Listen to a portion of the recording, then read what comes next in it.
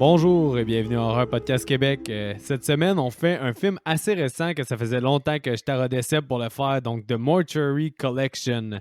En ce moment aussi, on est accompagné de Ben. Salut Ben, ça va? Yes sir, salut mec, ça va toi? Yes, ça va vraiment bien. Surtout que là, on a eu plusieurs problèmes techniques et maintenant, je vois que tu es avec nous et que ça fonctionne. Je voudrais juste savoir si Seb va être avec nous aussi. D'habitude, tu commences. Je suis avec vous. Ouais, Seb était, je pense, l'élément problématique. J'y Là. suis. Fait que, C'est sûr, c'est moi, c'est 100% sûr en plus. Comme là, tout semble beau, mais moi, je vois encore des petits glitches là, de code de matrice au fond dans mon écran. Fait que. La morale de cette histoire, cheapez pas sur votre Internet, ça peut valoir la peine. Tout ça pour dire que d'habitude, je donne la parole à nos invités en premier, mais là, cette shot-là, Seb, il m'a comme envoyé avant le podcast, Dude, The Mortuary Collection. Puis là, j'ai pas voulu savoir pourquoi il m'a envoyé ça. Puis j'ai dit, on va s'en parler demain parce qu'on a comme mot d'ordre, moi et Seb, de pas se parler des films avant le podcast. Faut que vous ayez la réaction franche quand on le fait. Fait que là, Seb, pourquoi tu m'avais envoyé ça? Puis comment t'as trouvé le film, mettons? Honnêtement, j'ai adoré ça. Bon, je sais déjà que j'ai un penchant pour les anthologies. Je trouve ça super le fun. J'aime ça, les histoires courtes, les courts-métrages. Là, on avait droit à un set de courts-métrages à mon avis, de très haute qualité. Puis les histoires sont vraiment bonnes. Puis quand je t'ai envoyé ça, j'étais en train de regarder, je pense que c'est la deuxième. Là. Fait qu'au fond, on va chacun avoir notre petite histoire. Fait que c'est celle que Benjamin va couvrir. Fait que j'espère qu'il va couvrir ce bout-là. C'est la mienne. C'est la tienne? Ok, ben, ça dépend. Parce que il y en a 4 en tout, mais moi, j'en compte juste 3 majeures. Là. Fait que je sais pas laquelle tu fais référence. La courte. Ben, celle... si je te parle de ça, je vais vraiment vendre le punch très tôt sur ce qui se passe dans cette histoire-là. Frat Boy? Ouais, exactement. Okay. Frat Boy, là. C'est Ben. Celle-là, là, hey. C'était bon, hein? Est-ce que j'ai trouvé ça bon? Mais là, justement. L'ensemble de l'œuvre, là, est incroyable. Mais justement, là, on va envoyer l'appareil à notre invité. Ben, comment tu as trouvé le film? Ton impression générale? Comme Seb, j'ai vraiment aimé, puis tu sais, pour la petite histoire, là, tu m'avais proposé tu nous avais proposé à moi et Seb comme 3 films, puis quand j'ai vu l'anthologie, tout de suite, ça m'a interpellé, puis je voulais en faire une. J'en avais excusez. C'est ça. J'en avais jamais vraiment écouté, puis j'ai vraiment aimé ça. Ça m'a rappelé un peu, Mick. Seb, je sais que t'avais pas le câble quand on était petit, là, mais. Low blow, man! Low blow! Non, mais. Mick, tu vas peut-être pouvoir relate, mais moi, ça me faisait un peu penser aux épisodes de Chair de Poule qui jouent à Canal Famille. Ben oui, c'est le même vibe, là. Exact, puis j'ai vraiment aimé ça. Chair de Poule. Nice. Ben, Chair de Poule, tu connais pas ça, Seb? Alors, je sais quoi, mais j'ai jamais vu d'épisode de Chair de Poule, je pense. La petite thématique, il me semble, c'était... Exactement. Ouais, puis il y avait un labrador que ses yeux venaient en orange. Ouais. That's it, c'était fucking bon. Mais ouais, moi j'adore les anthologies depuis que je suis fucking jeune. Tu sais, j'ai Creepshow, c'est pas pour rien qu'on l'a fait dans nos premiers épisodes ever du podcast.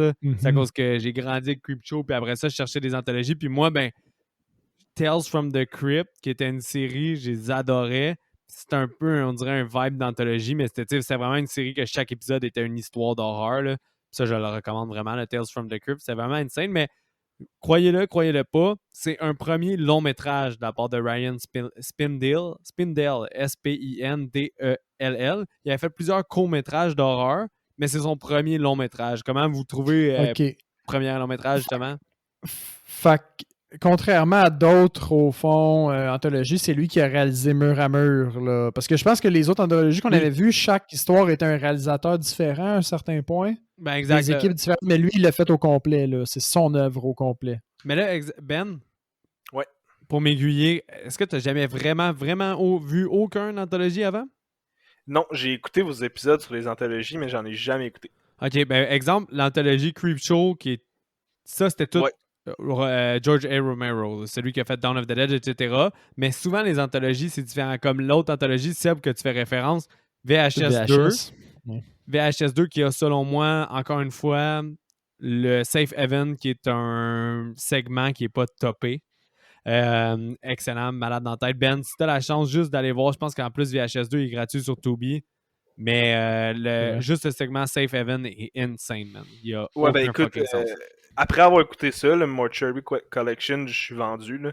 Surtout, tu sais, lui, c'était quand même long, là, c'était un 2 heures. Ouais. Mais le fait que ce Ouais. soit plein d'histoires différentes, je sais pas, je trouve que c'est facile de l'arrêter puis de le reprendre, puis ça passe plus vite. En tout cas, j'ai aimé ça.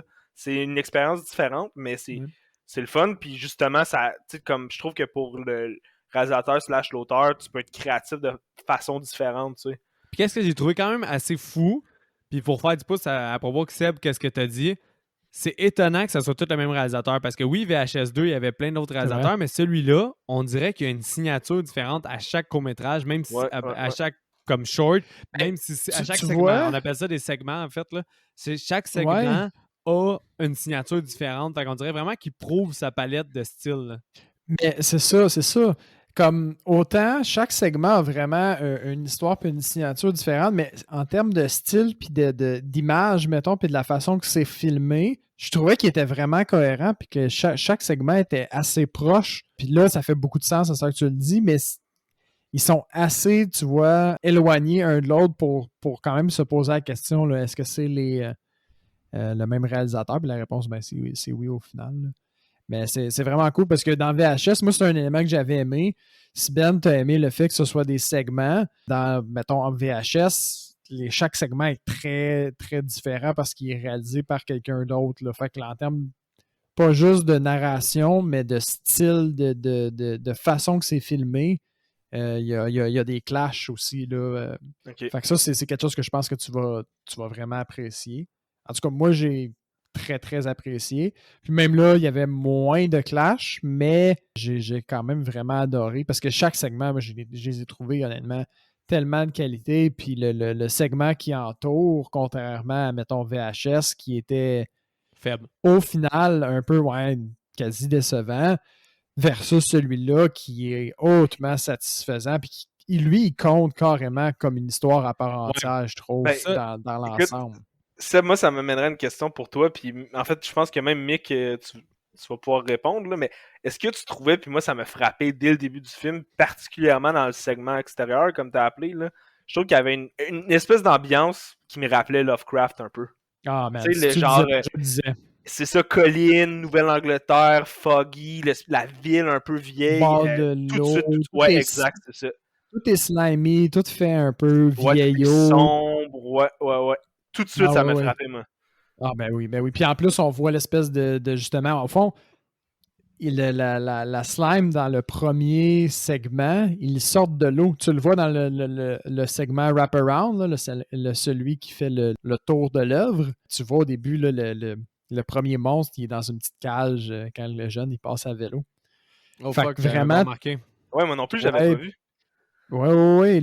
Dans la cage, c'est pas un genre de crabe, c'est une espèce de goût, puis de pieuvre, ouais. Puis au final, ça fait une référence au premier segment. Puis il y a des hints. Chaque personnage est là, dans tous les personnages que tu vois dans les segments se retrouvent aussi une fois, soit dans un autre segment, soit dans le segment maître qui lit les trucs. Fait que c'est vraiment une histoire d'une place.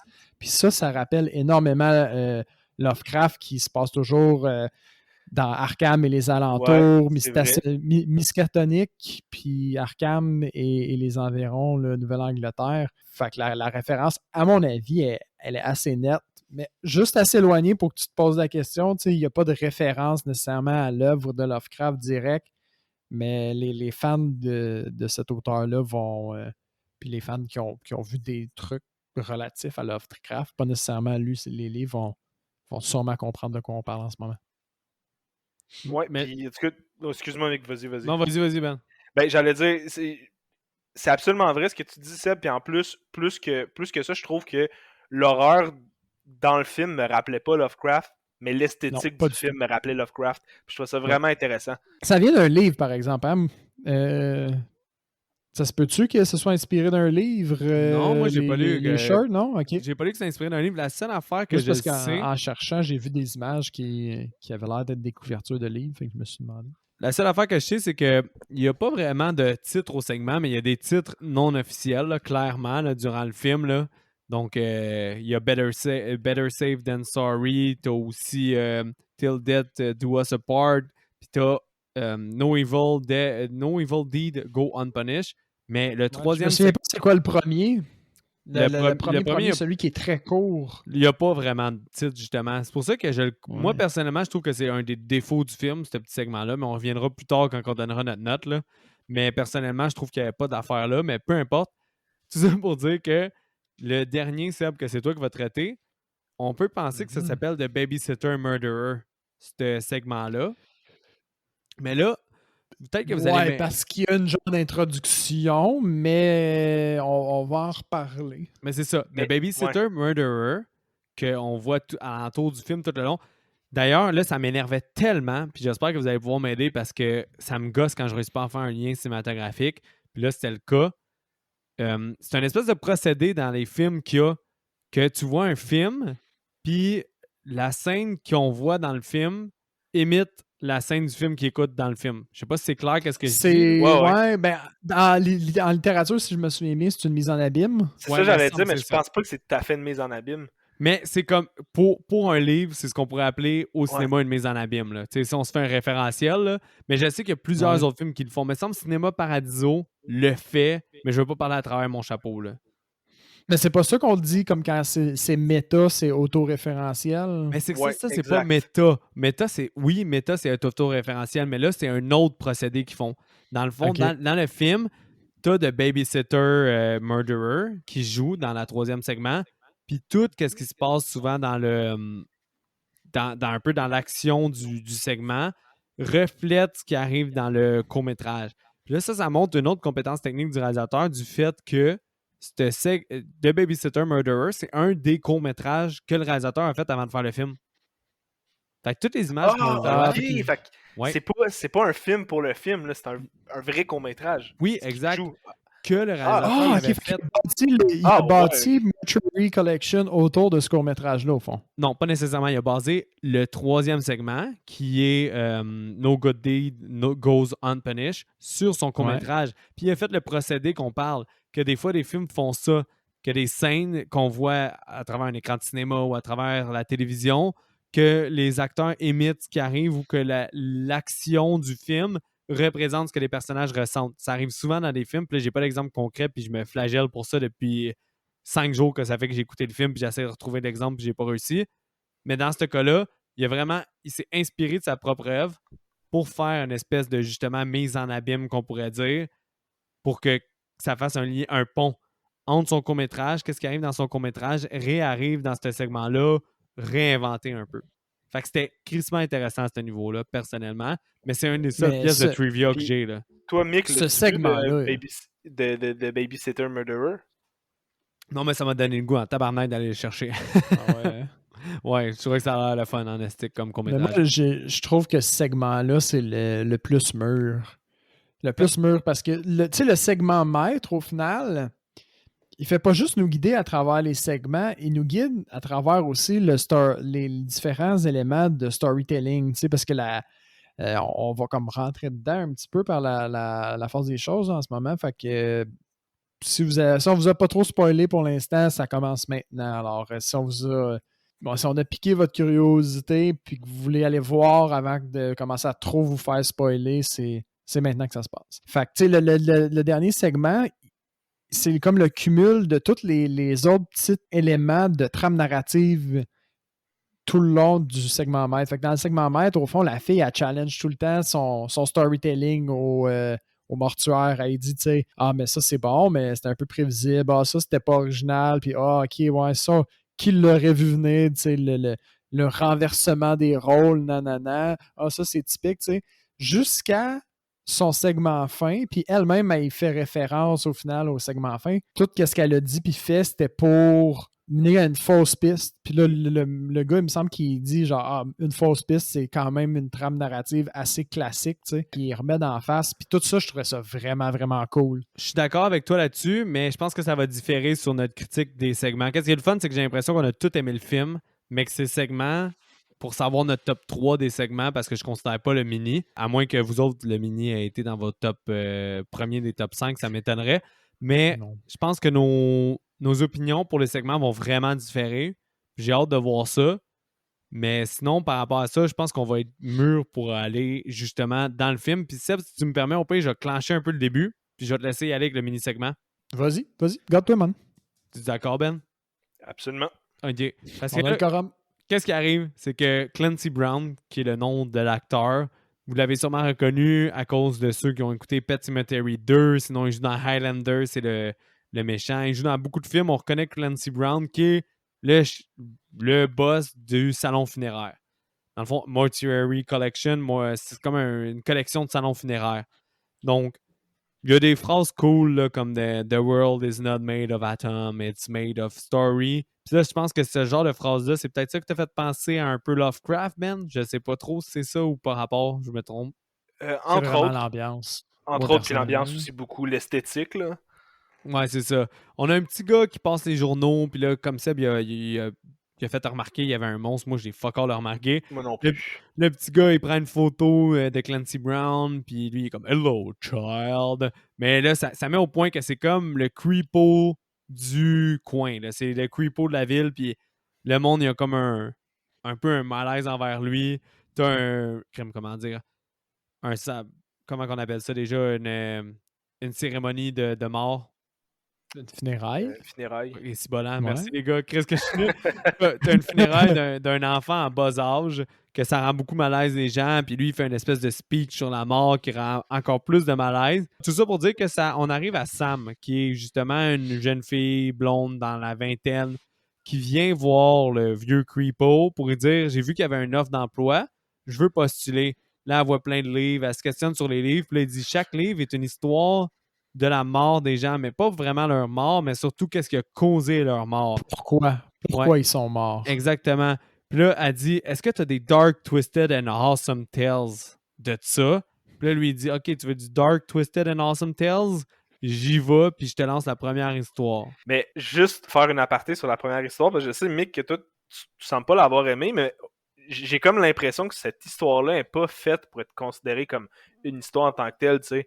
Comme Seb, tu l'as dit. Elle est trop courte. Ouais, c'est ça. Genre, ce qui est vraiment important, puis qui est comme un parallèle tout le long du film, c'est genre les appareils narratifs que le croque-mort utilise pour justement raconter les histoires des gens qui sont morts, puis comment ils sont morts, tu sais. Fait que j'ai l'impression que cette histoire-là est faite pour être mauvaise, puis justement que la fille, a la critique. Puis là, ça l'amène à raconter des histoires qui ont soit des parallèles ou des morales ou peu importe, tu sais. Ben, c'est ça, c'est que ce premier segment-là, la morale est super in your face, puis elle est super de base.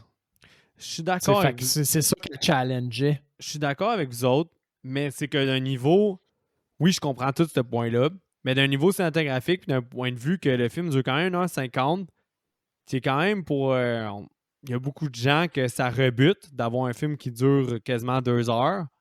Le fait de dépenser un 10 minutes ou un peu moins de 10 minutes même sur cette histoire-là, quand je vois mal l'intérêt du film autre que justement se faire challenger, tandis qu'elle challenge déjà les autres histoires, je pense qu'on aurait déjà compris qu'elle va challenger et qu'elle veut plus de mordant, qu'elle veut plus de choses. Je crois que cette histoire-là aurait pu être coupée. Autant que je l'ai pas aimé, je l'ai aimé. Mais c'est que dans sa place, je critique sa pertinence dans le film, c'est tout. Je pense qu'il aurait été plus pertinent de ne pas l'avoir pour avoir un film plus compact, plus straight to the point que ça, avec les 3 vrais segments, plus le wraparound qui est ça, Ben, faut que je te le dise, là. Personnellement, moi, j'adore les anthologies. Je suis un junkie d'anthologies. J'aime vraiment les anthologies qui sortent. Je les écoute toutes.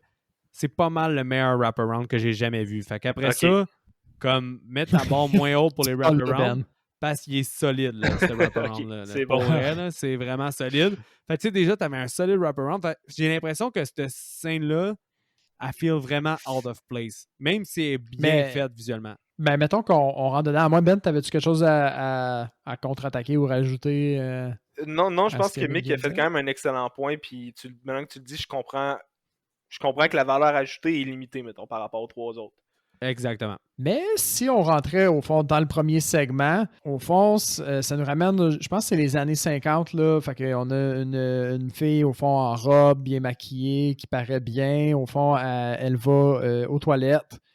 Et puis, bon, là, elle semble être pas essoufflé, mais stressé un petit peu, puis il y a quelqu'un qui vient cogner à la porte et puis qui dit « Ah, je sais pas si t'es comme moi, j'ai vraiment senti la connexion, blablabla. » Tout ça pour se rendre compte que finalement, elle vient de voler son portefeuille et 4-5 autres portefeuilles, au fond. Elle les a toutes volées, puis c'est pour ça qu'elle était un peu stressée puis sur les nerfs au début de la scène. Donc, elle s'assoit sur la toilette, elle fait la peau à tous les portefeuilles, elle met l'argent dans sa brassière, etc. Là, comme elle vient pour quitter, puis, tu sais, au fond, terminer sa business, elle entend un bruit, elle s'arrête. Puis là, elle réalise que ça vient du miroir qui était au-dessus de la toilette. Puis là, elle ouvre le miroir, puis elle voit qu'il y a une espèce de monstre dedans, puis elle referme le miroir. Un monstre avec des Là, tentacules, là. C'est comme un monstre avec des tentacules. Puis là, bon, elle essaie de s'en aller sans faire de bruit pour comme pas réveiller le monstre. Puis finalement, sa céramique craque comme un plancher de bois. Fait que ça réveille le monstre. Puis là, le monstre sort une espèce de géante tentacule, la ramasse. Là, elle essaie de crier à l'aide, mais comme c'est un party, au fond, personne l'entend, il y a de la musique. Le monstre la tire vers l'entrée du miroir pour finalement qu'elle s'arrête dans le cadre du miroir. Puis là, en fait, le miroir, il fait peut-être, je vais dire, 2 pieds par 1 pied, là, genre 30 cm par 60 cm, mettons. Là. Fait qu'elle est vraiment, vraiment plus grosse que le miroir. Fait que ce qui arrive, c'est que le monstre, il craque sa colonne, puis il la revire à l'envers pour la faire. Il snappe le dos. Exactement. Son derrière de tête va coller ses talons. Fait que le kill est cool. Exactement. Mais tu vois, Seb, tu as réussi à tout parler de l'anthologie, tout parler du segment, tout survoler le segment sans que j'ai envie de te couper, sans que j'aie de quoi de pertinent à dire, autre que ça. Mais moi, c'est ça, j'ai trouvé il était. Je comprends que sur le 2 heures, il est beaucoup, mais il est tellement short and sweet, puis juste divertissant, puis je viens de penser à ça. Je pense, Ben, c'est ce segment-là aussi qui renforce la trame de Lovecraft. Ouais, parce qu'il est très, très comme une. Ben, il est vraiment monté comme une nouvelle. Une nouvelle, au fond, ça finit tout le temps que le personnage, il meurt ou il arrive des événements vraiment intenses, puis t'as jamais la réponse à pourquoi, puis qu'est-ce qui se passe après. Fait qu'elle est juste victime du destin, elle s'est pointée là, elle a ouvert le mauvais miroir au mauvais moment, puis elle est morte. Mais par contre, fait que c'est vraiment la touche nouvelle est là. Faut juste un shout-out au plan quand elle court vers la porte, puis que la caméra est comme si c'était la position de la porte, puis t'as les tentacules qui viennent la grabber. Ça fait un esti beau plan de caméra, puis ça montre ce savoir-faire technique. C'est un genre de zoom-in, zoom-out. Je pense qu'ils font ça, c'est genre la caméra se rapproche de elle, mais elle zoom-out, là. Ça fait comme une espèce d'effet de tunnel. Avec le miroir, c'est vrai que c'est vraiment excellent. Puis toi, Ben, c'est quelque chose que tu veux ajouter à ce segment-là avant que tu prennes le lead pour Better Safe Than Sorry? Non, tu sais, comme tu l'as bien dit, moi j'ai trouvé le fun quand même, c'est un kill qui est cool, mais il n'y a pas grand-chose à dire, là. Il n'y a pas d'histoire, en fait, tu sais, vraiment, là. C'est ça. Ouais, c'est ça. Mais aussi un classique, Ben, pour te remettre en contexte. Ouais. Selon moi, l'horreur, dans l'horreur, les anthologies, c'est le meilleur médium pour faire des anthologies, parce qu'il y a des anthologies dans d'autres styles, comme surtout romantique, comme Love Actually, que je pourrais citer. Sinon, tu as aussi des films chorales que des fois, ça ressemble à des anthologies, mais c'est pas vraiment ça. Mais l'horreur est le meilleur médium pour faire des anthologies. Et souvent, le concept part qu'il faut une personne qui agit mal, puis elle se fait punir pour ce mauvais agissement-là. Donc là, elle, c'était une pickpocket puis une voleuse. Dans ton prochain, ben, puis c'est un thème qui est récurrent dans tout, ouais, c'est ça. Ouais, toutes les anthologies, souvent, les personnages, ils arrivent de quoi? Parce qu'ils font des péchés ou des mauvaises mœurs ou quelque chose de réprochable. Puis c'est ce qui crée leur perte. C'est souvent un thème très, très, très récurrent des anthologies, dont celle-là fait partie. Amen. Veux-tu que j'y aille avec la deuxième histoire? Ben oui, yes. Parce qu'au fond, les wrap-arounds entre les trucs, je vais les couvrir à la fin, comme toute d'une traite. Moi, déjà, je veux dire que la deuxième, celle que je vais faire, c'est de loin celle que j'ai préférée. Là, j'ai trouvé que, genre, on its own, ça aurait pu être une short story qui aurait été super bonne. Mais là, fuck, Ben, d'habitude, on vend notre top 3 à la fin ou notre top 4 ou 5 dans ce cas-là. Mais là, montage. On sait que c'est ton numéro 1. Mais non, pas grave. Mais non, je niaisais, mais je trouve que, je sais pas, en termes de comme qualité de l'histoire puis d'originalité était vraiment à se démarquer des autres. Puis je sais pas si vous avez remarqué, mais au début, quand le personnage il parle aux 3 filles, puis qu'il leur, je vais l'expliquer dans pas long, mais qu'il leur pas vend les condoms, là, mais il leur donne des condoms. Il y a une des filles que c'est la fille de la première histoire, celle qui se fait snapper le dos. Oh fuck, non, j'avais pas remarqué. That's it. Parce que j'avais pas remarqué non plus. Vous avez vu, mais les personnages ils reviennent comme d'histoire en histoire puis ils gardent leur rôle. Fait que, comme d'après moi, c'est voulu ou parce qu'ils n'ont pas voulu avoir un acteur de plus, là, je sais pas, mais moi ça m'a tout de suite sauté aux yeux. Fait que l'histoire commence, t'as un personnage, un jeune étudiant, parle de la libération de la femme, parle de la libération sexuelle, dit que c'est important de se protéger, donne des condoms à des filles, fait un speech, il est super charmant, tu comprends que c'est plus un truc pour get girls que finalement parce qu'il fait ça par conviction. Fait que, bref, il donne des condoms aux filles, les invite à une fête le soir même. Là, classique, il déroule un condom sur une banane. Tu vois que ça turn on un peu les filles. Il y a comme un sous-texte hyper érotique. Là, il y a ses amis de la fraternité qui sont là. Puis là, il leur explique ce qu'il fait. Fait que son ami que moi, j'ai surnommé Demeuré. Là, j'ai pris les trucs à ça. Je donne des noms aux personnages. Là-dedans, il y a le Jock, le Demeuré, l'Asiatique, puis la fille. Fait que bref, fait que là, le Demeuré, il spot une fille cute qui a l'air un peu nerdy. Fait qu'il court après. Il va essayer de refaire le même trick que le gars a fait. Pas capable. Il échoue lamentablement, ouais. Ouais, c'est ça. Tu vois, il se mélange, il dit n'importe quoi. La fille, elle a l'air plus confused qu'autre chose. Fait que son ami, le personnage initial, charmant, le frat guy, super grand, se pointe, lui dit, gars, je m'en occupe, tu peux... Il y a l'équipe de la crosse là, qui vient d'arriver, il va leur donner des condoms, ils vont être bien contents. Fait que là, petit flirt avec la fille, il l'invite à la fête le soir même, puis là, tu comprends qu'il y a des intentions avec elle. Ça coupe. Ils sont à la frat house, ils se préparent à la soirée, le Demeuré se pointe, il dit « Ouais, c'est quoi, tu sais, j'ai-tu réussi avec la fille, finalement? » Puis il lui confirme qu'elle va venir le soir même. Fait que là, la fête, à part, puis ça m'amène encore au lien entre les deux histoires. J'ai comme l'impression que la fête où ils sont dans la deuxième histoire, c'est la fête où la fille, elle meurt dans la première histoire, parce que tu sais, elle se fait inviter à une fête. Fait en tout cas. Fait que c'est là qu'elle volerait, ça aurait du sens. Ouais, c'est ça. Fait que je sais pas, mais je peux-tu shout-out quelque chose par rapport à l'ensemble du film, mais là, on le voit vraiment, cette première. Il y a vraiment un vibe Tarantino un peu, du sens que il met des tunes d'époque, mais qui fit crissement avec l'action, puis ils envahissent vraiment la scène. La soundtrack envahit vraiment la scène de façon non négative, personnellement. Moi, j'ai trouvé. C'est vrai. Mais elle prend toute la place, mais c'est pas négatif. J'ai trouvé qu'il y a 2 moments dans le film où tu le vois vraiment, puis il y a la scène qui s'en vient que je vais raconter, puis il y a une scène à la fin, mais effectivement, là, je pense que... Mais j'ai trouvé que leur rentrée dans le party, c'était une bonne scène de musique, justement. Ouais, c'était bon, puis la scène d'après aussi, quand ils sont dans la chambre. Oui, aussi. Ouais, ça aussi. Fait que bref, ils vont au party, lui, il voit la fille, ils commencent tous à s'embrasser, montent dans la chambre. Tu vois que finalement, c'est pas trop nerds, mais qu'au contraire, c'est plus une je sais pas comment dire, là, une tigresse, mettons, c'est le terme que je vais utiliser, mais for lack of a better term, excusez, là, mais en tout cas, tu vois qu'elle est down puis elle en a dedans, là. Fait que là, les choses se passent, puis elle dit « Ouais, mais là, faut que tu mettes de quoi? Faut que tu mettes une protection. » Fait que là... Attends, non, c'est pas comme ça qu'elle dit. Parce que le gars, son speech, c'était prenez un condom, vous allez vous sentir empowered, là. Ouais. Fait que en pouvoir. Fait que là, elle y remet en face pour lui dire, mets le condom, je veux me sentir en pouvoir. Mais je sais pas si c'est ça, c'est pas en pouvoir, là, mais c'est comme ça que je le trace dans ma tête. C'est exactement ça.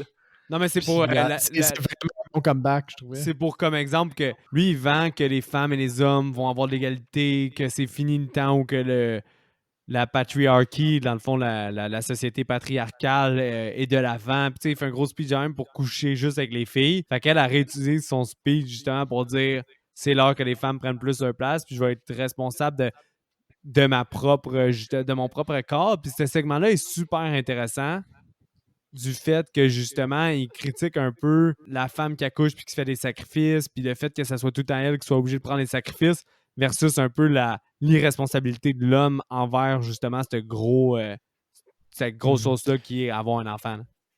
Je viens de checker, là, empowered, c'est habilité en français. Fait qu'elle veut se sentir habilitée.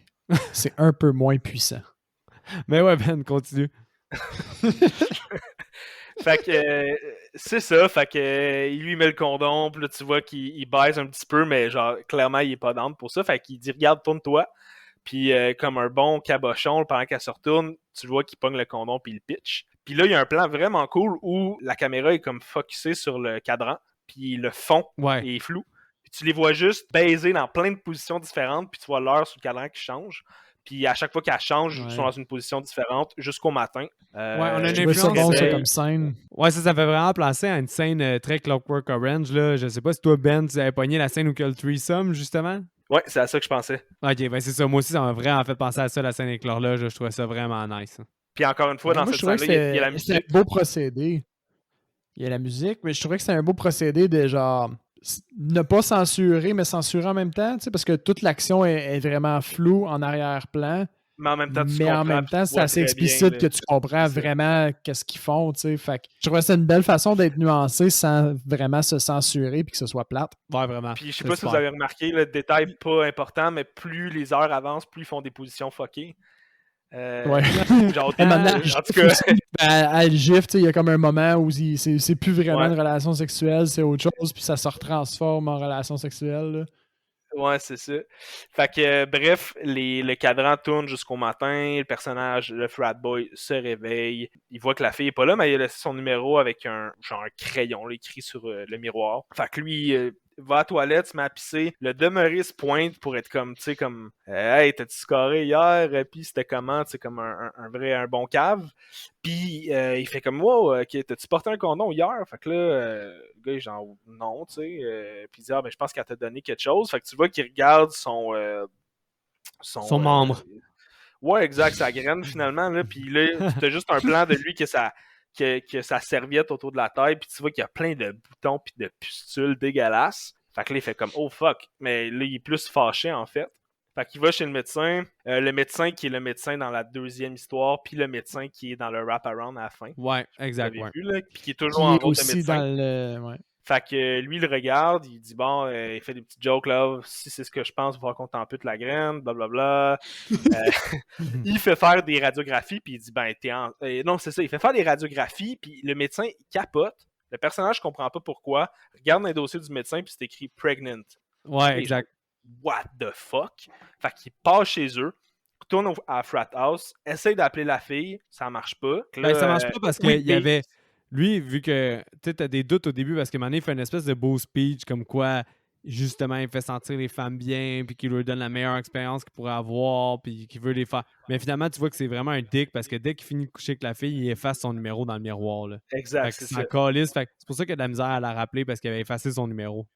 Mais il réussit à la rappeler, je pense, puis à lui dire ah, ben, tu peux venir chez nous. Je pense que c'est ça, en fait. Fait que là, il quitte, il vient pour quitter, puis là, il est genre en descendant dans la. Parce que là, il grossit aussi, là, son ventre. Il est enceinte power. Ouais, là. c'est ça. Puis rapidement. 9 mois, là, c'est une journée. Là. C'est ça. Puis il a une sale gueule, là, tu vois qu'il est pas parce bien. qu'il arrête pas de vomir. C'est ça. Puis là, il descend les marches de la frat house, puis t'as comme tous les gars de la frat house qui sont genre en genre de tunique de moine. Puis là, moi, c'est le bout, je pensais, ok, eux sont in dans Bébel, puis genre, il y a toute une histoire avec ça. Mais finalement, pas pantoute, c'est juste parce que le gars, il a scoré avec 66, je sais pas trop 67, le nombre. Là. 67 filles. Puis ça, c'est genre le nombre sacré dans la frat house. Fait que là, il a comme atteint le goal. Fait que là, il peut mettre son nom sur une banderole puis l'accrocher au toit. Fait que là, grosse cérémonie, lui, tu vois qu'il est pas bien, puis comme il est pas capable de dire non. Fait que les gars, ils le mettent sur une chaise, ils le lèvent, puis pendant qu'ils font ça, ils perdent ses os. Fait qu'il y a de la slime qui revole sur tout le monde. Quand même gross, quand même dégueulasse. Oh, on dirait du gros, là. Ouais, c'est ça, c'est motonneux, là. Vraiment intense, là. On dirait du gros pu, là. Ouais. Fait que là, en tout cas, les gars le descendent, puis il part chez la fille. Arrive chez la fille, il y a genre un monsieur qui est dehors, il dit ouais, c'est pourquoi que vous êtes ici? Puis il dit faut que je vois le nom de la fille. Puis là, je me rappelle plus, c'est quoi, je pense? C'est Sandra. Sandra, c'est ça. Fait que là, le gars, il est soupé, il fait qu'il n'y a pas un autre, tu sais. Fait qu'il il rentre en dedans avec la femme du gars, qui est comme la mère de Sandra, on assume. Puis là, elle crie son nom comme si elle l'appelait, comme si c'était pas la première fois. Puis là, elle dit, ben, tu sais, t'es enceinte, là, faut que t'accouches. Hey man, La tête de la mère, là, cette actrice-là, elle me fait capoter, man. Elle a un visage là, incroyable. Genre, je sais pas si c'est à quel point elle fait exprès pour avoir l'air fâché au naturel, mais c'est bon. Ah, la piste, hein? Toute cette scène-là est incroyable. Le acting de elle, puis aussi, moi, j'ai trouvé ça fucking hilarant que leur table de cuisine, bien normale, se transforme en table d'accouchement. Genre, ouais, tellement que c'est quelque chose qui sortent, puis ouais. Plein peinard. Ça devient comme une table de gynécologue, là, ou une table de... Ouais, puis un peu habitué, là. Tu vois que c'est justement exact, là. Tu vois qu'ils sont... Moi, j'avais écrit, tu vois qu'ils sont habitués en crise. Puis là, c'est comme là que toute l'histoire déboule, puis tu comprends, là. Premièrement, ben là, il dit à la fille, tu sais, pourquoi, comment ça c'est arrivé, puis là, elle lui rétorque, ben, je pensais que tu t'avais une tu t'avais You wore protection. Puis là, c'est le gars, il explique sa motivation. Il dit que quand il était petit, il était gros, il pognait pas. Là, il s'est mis en forme. Fait que là, il compense en couchant avec toutes les filles qu'il peut. Puis finalement, c'est un mange-marde. Fait que là, bref, la fille, Sandra, elle s'en va à une autre date. Puis les parents sont comme, ben écoute, tu l'as cherché. Puis là, il y a un moment vraiment épique où il demande, ouais, mais par où ça va sortir? Puis le père ou la mère qui répond My dear, it's gonna come out the way it came in. Ouais, c'est ça, exact. Là, tu comprends que c'est sa graine. Puis là, il commence à accoucher, puis sa graine explose. Ta voix, genre, rapidement, mais comme elle explose. C'est tellement bon, ça. Ouais, c'est très bon. C'est très, très bon. Puis, fait énorme kill. Tu le vois, là, le ventre ouvert. Les parents sortent le bébé. La mère remonte à l'étage, aller porter le bébé dans une bassinette en le déposant, puis en sortant de la pièce, elle marche sur un jouet pour enfants qui fait comme un quick. Puis là, tu t'entends plein de bébés pleurer, puis tu vois que la pièce est remplie de bébés puis de bassinettes. Puis l'histoire se termine comme ça. Ouais, très très bon segment. Ah ouais. Puis qu'est-ce que je dois shout-out de ce film-là que je trouve vraiment cool, c'est que du fait que c'est un film indépendant, il critique certains éléments de la société puis certaines idées qu'on a qui sont vraiment très cool sans être vraiment in your face. Mais qu'est-ce que j'ai trouvé vraiment cool, c'est que justement, ça critique certains éléments comme je trouve qu'à Hollywood, la tendance, exemple, d'acceptation, de diversité, des choses comme ça, on dirait qu'ils la font comme si c'était forcé. Tandis que dans ce film-là, il exprime vraiment des messages sociaux, puis ça coule sans que ça me soit envoyé dans la gorge, sans que ça me soit forcé, sans que je sente qu'ils se sentent obligés. Ils font des messages sociaux en même temps d'avoir de l'horreur, en même temps d'être drôle, en même temps d'avoir tout qui sont vraiment nice. Puis dans celui-là, je trouvais que c'était, tu sais, le fait de mettre sur le dos la contraception pour la femme, tu sais, que ce soit elle qui soit obligée de prendre la pilule, elle qui soit obligée de prendre les moyens. Le fait que là, t'es un homme blanc qui, comme, s'approprie une cause militante à ses propres fins à lui, tu sais. Parce que c'est ça qui fait, finalement. Puis c'est ça, c'est moi ce que j'ai adoré, c'est le renversement des rôles incroyable là, à la fin. Là. Puis le fait, comme tu dis, Mick, c'est quand même, mais c'est quand même in your face. C'est ça qui est tout est en subtilité, mais dans ta face. Ouais, parce que comme tu dis, t'as vraiment pas l'impression que c'est forcé. On n'essaie pas de t'exposer un point de vue puis te dire voici ceci, c'est bien. On dit juste, ben, mettons, qu'est-ce qui se passe si j'inverse les rôles puis que c'est l'homme qui devient enceinte quand il y a une relation d'une nuit. Puis voici les conséquences de façon exagérée que ça aurait. Puis ça aussi sur c'est vraiment l'œuvre qui choque pas la thème. C'est vraiment quand il fait aussi le commentaire sur le fait qu'il est rendu gros puis que ça lui fait chier d'être revenu gros comme quand il était jeune aussi. Tu sais, le sacrifice du corps, tu sais, aussi de penser au fait que le sacrifice que la femme fait pour avoir un enfant, les moyens de contraception, etc. Fait que, tu sais, c'est vraiment cool comme aspect puis comme point de vue, sans être moralisateur. Ils ont quand même réussi à nous avoir fucking gros de fun parce qu'ils font ça d'un point de vue justement un peu machiste. C'est quand même cave, mais t'as quand même crissement à penser, t'as quand même beaucoup d'éléments crissement le fun à regarder. Ouais, puis ça sert bien le film, tu sais. Ouais, exact. Fait que moi, j'ai trouvé ça vraiment hot. Dans le sens où, tu sais, dans quel autre contexte tu peux montrer une graine qui explose, tu sais. Ouais. Puis là, c'est pas gratuit. Tu sens pas que c'est gratuit, tu sais. Ça fit vraiment. Exact. Ouais, je suis d'accord. J'ai juste la petite scène quand ça arrive qui me flash dans la tête depuis tout à l'heure. C'est tellement puissant, man, comme explosion. Ah ouais, ça Ouais. pète. Là. Mais ce segment-là ouais. était excellent. Sinon, on passe au deuxième segment. Comme Seb a dit, on va revenir sur tous les wraparounds. Seb va revenir tantôt après avoir passé le troisième. Donc, le segment qui s'appellerait Till Death Do Us Apart, parce qu'il répète 3-4 fois Clancy Brown avant que ça commence. Là, on a une espèce de gars un peu nerdy avec des lunettes que tu vois qu'il s'est marié avec sa conjointe parce qu'au début, il fait un mariage avec sa conjointe, puis la conjointe se transforme en espèce de zombie. Tu vois que ça le réveille, puis il sort de ce cauchemar-là, mais au final, quand il se réveille, c'est que sa femme qu'il a mariée est devenue un peu dépendante. En fait, elle a une condition Elle médicale. légume, là? C'est Ouais, ça. c'est ça. Elle a une condition médicale qui fait en sorte qu'elle est légume, justement. Et là, physiquement, mais elle répond à rien. Quand il parle, elle répond pas. Il est obligé de la nourrir, il est obligé de tout le temps s'occuper d'elle. Il habite dans Devenu un proche aidant, là. Ouais, exact. Il habite dans un espèce de bloc crade, puis tu vois que le gars, il capote sur le fait d'être ça. Tu sais, il y a une de ses voisines qui lui parle, puis qui a dit depuis que mon mari est mort, j'ai voyagé, j'ai fait telle affaire. Puis là, tu vois que ça l'allume, là, lui. Là.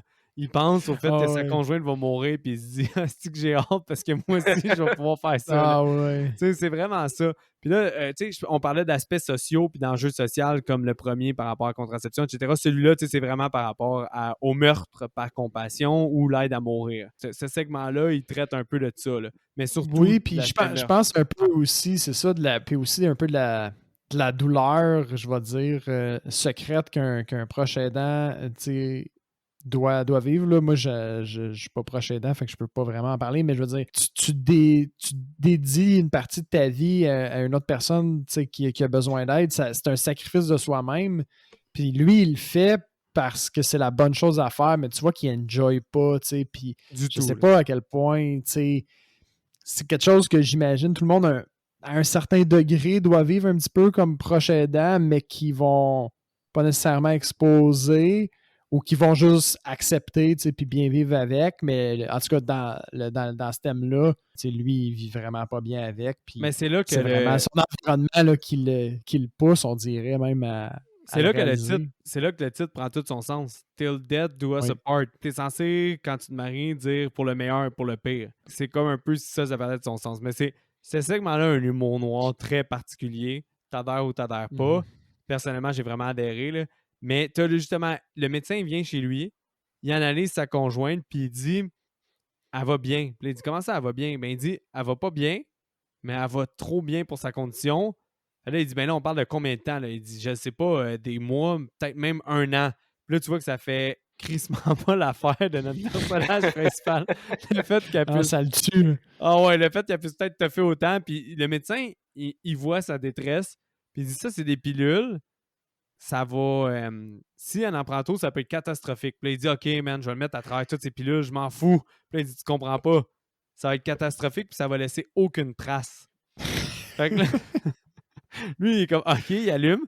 Il fait une espèce de beau souper à sa conjointe et à lui. Là. Il la met sur son 31, c'est son dernier souper.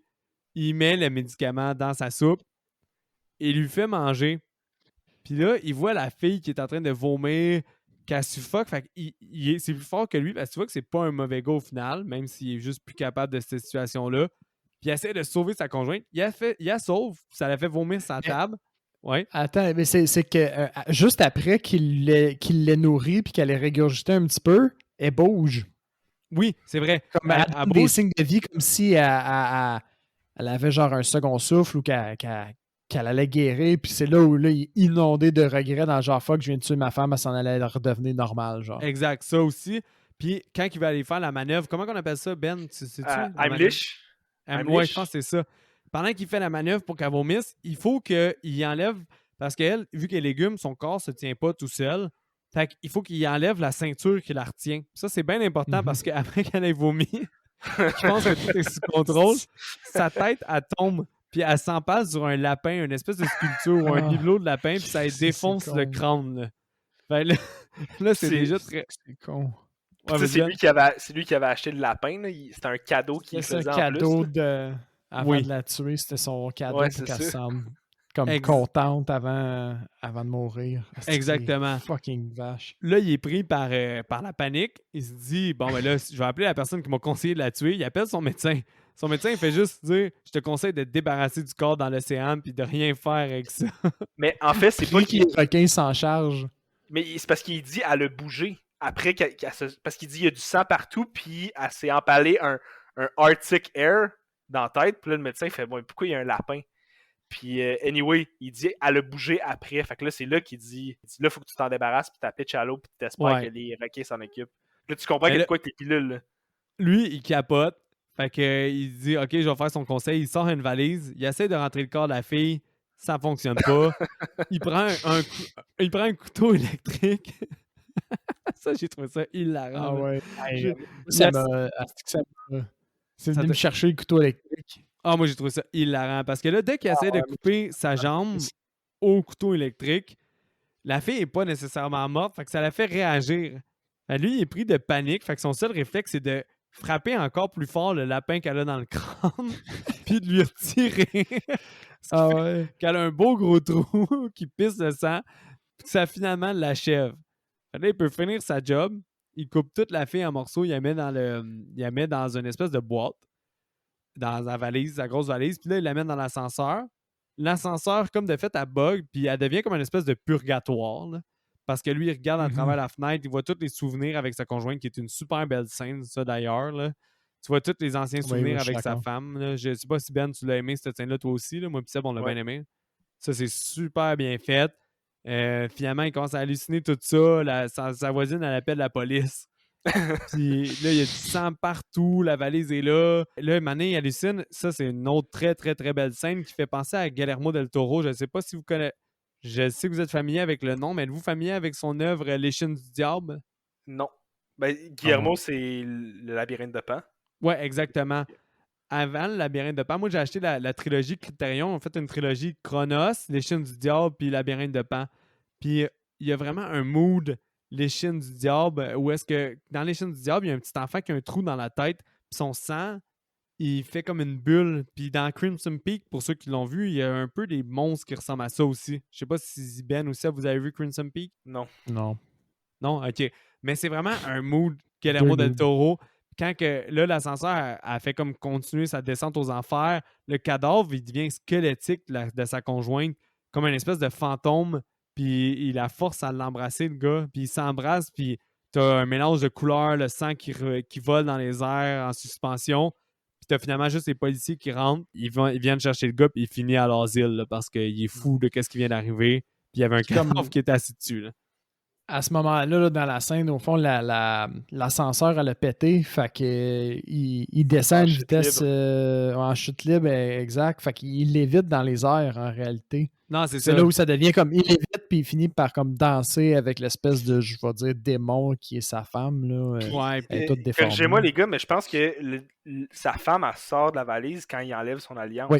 Puis là, il tombe, puis en s'embrassant, il la remet son alliance. C'est elle qui remet son alliance, c'est effectivement. Ça. Oh boy, vous êtes bons les boys. Moi, j'étais juste subjugué par la... Ça, c'est quand lui, il décide, ben fuck it, je suis plus marié, que là, le démon, il sort puis que ça part en couille, qu'il voit tout défiler les souvenirs. Ah oui, c'est vrai qu'il y en a ça.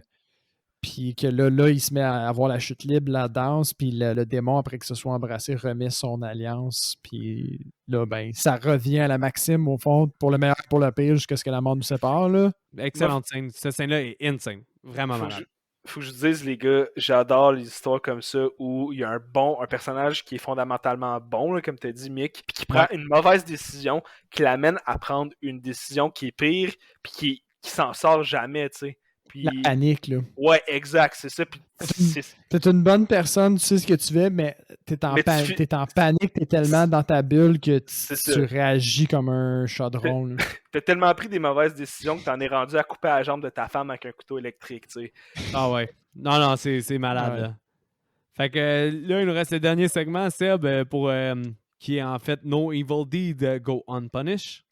Yes, donc je sens qu'il faut quand même que j'introduise un petit peu ce segment-là en parlant du wraparound. Est-ce que tu veux parler du wraparound jusqu'à ce soir-là? Ouais. Oui, je pense que c'est ça que je vais faire. Donc, au fond, le segment qui englobe le film, au final, c'est la fille, comme Mick a dit, qui vient pour avoir un emploi au salon mortuaire. Puis là, bon, elle pose des questions, elle dit, bon, raconte-moi des histoires, etc., etc. Puis, entre chaque histoire, elle challenge le mortuaire. Puis, il se promène dans son salon, puis lui, il montre les différents endroits. Puis, ils finissent, au fond, juste avant le dernier segment, devant le crématoire. Au fond, le four où ils font la crémation des corps après les funérailles. Et puis, elle dit, ah, je t'ai menti, je connaissais le petit gars qui était exposé, je peux-tu le voir une dernière fois, c'est important pour moi.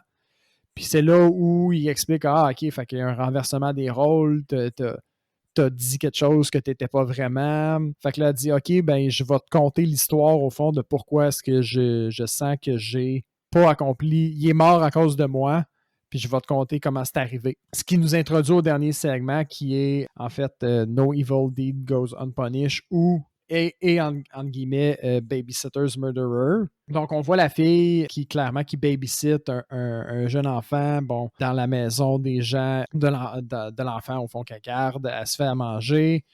Et puis, bon, à la TV, les lumières, au fond, diminuent, il y a des coupures de courant. Puis là, à la TV, il y a une interruption de programme qui dit que l'asile autour, au fond, il y a des gens qui se sont échappés. Puis parallèlement à ça, au fond, sur la TV, elle regarde un film d'horreur qui est un genre de slasher, c'est ça, c'est l'autre court-métrage du réalisateur, mec, c'est ça que tu disais, qui joue? Oui, c'est ça, exactement.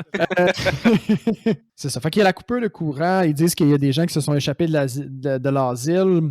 Et puis là, bon, elle reçoit un coup de téléphone des parents. Elle dit, hey, il y a quelqu'un qui s'est enfui de l'asile. Tu devrais vraiment répondre au téléphone. On veut juste être assuré que tout va bien avec Logan. Il y a l'espèce de fou qui tue des enfants qui s'est échappé. Et puis là, ça, c'est un message qui est laissé comme sur la boîte vocale parce qu'elle n'a pas le temps de répondre, parce qu'elle est interpellée par une vitre qui est brisée, si je me souviens bien, puis quelqu'un qui est assis dans le salon, seul, puis qui saigne.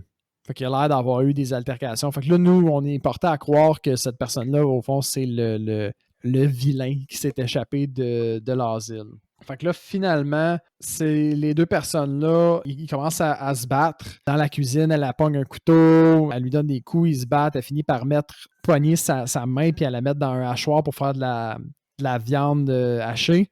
Puis elle lui hache les doigts, j'imagine. Là. Fait que ça, c'est cool. Les autres, ils ont un bon combat. Si je me souviens bien, elle finit par lui arracher l'oreille. Elle passe le gars, lui, il la passe au travers de la table. Finalement, pendant que la fille est un peu sonnée parce qu'elle vient de se faire passer au travers d'une table, le gars, il court vers la chambre de l'enfant. Puis là, elle sait que l'enfant est probablement caché dans sa cachette secrète. Fait que là, le gars trouve pas l'enfant. Elle arrive juste à temps. Elle a ramassé un tisonnier, puis elle fait « Toi, je vais te péter à la gueule. » Puis là, on a droit à une espèce de scène de combat stroboscopique. Là. Donc, on a des éclairs de lumière qui illuminent la pièce. Ça, ouais, d'habitude, j'adhère vraiment pas à ça quand ils font ça dans une scène. Ouais, c'est ça que je m'en allais dire. Toi, t'aimes pas ça. Je déteste ça, mais dans ce cas-là, on dirait vraiment, je sais pas, là, si ma référence va pas être claire, mais est-ce que Ben ou Seb, vous avez vu Godzilla King of Monsters? Non. Ben? Je pense pas, non. Non. Ben, t'as pas vu? C'est quel Godzilla? C'est un des Japonais, je l'ai pas vu. Non, c'est un de ceux américains. Ils ont fait Godzilla en 2014 qui était à chier. Mais après ça, ils ont fait Godzilla King of Monsters, qui est le réalisateur de Trick or Treat, puis Krampus. Puis en tout cas, tout ça pour dire avec la fille dans Stranger Things, Eleven, Millie Bobby Brown. Mais le visuel de ce film-là est débile. Puis justement, il joue avec les couleurs. Puis je trouvais que ça rappelait vraiment ce genre de visuel-là. Puis c'était vraiment cool parce que c'était pas vraiment du stroboscope, c'était plus jouer avec la colorisation de la scène. Ça mettait un peu comme un mood comme quand ils font les films Silver, là, qui ont sorti une édition de Mad Max, Silver. Ça changeait vraiment comme le pacing puis un peu comment était colorée la scène. Puis j'ai vraiment trouvé ça cool, autre que juste faire tout bugger en stroboscope. Je suis d'accord. C'est vrai que c'était vraiment les éclairs qui donnaient des flashs de lumière temporaires, là, plus qu'un effet stroboscopique, mais le résultat est le même. En tout cas, moi, j'ai trippé sur ce petit bout de scène-là. Là. Aussi, moi, j'ai vraiment aimé que la gardienne soit combative comme ça, tu sais. Oui. On dirait que dès qu'elle comprend que c'est ça le que je tueur- trouvais hot. C'est ça. Sur, Tu le, vois dans le- ses sur yeux, la là, première... ben, tu le vois surtout dans cette scène-là, quand elle rentre dans la pièce avec le tisonnier, là, tu vois dans ses yeux un out to kill. Là. Elle est pas Ouais, genre... C'est ça.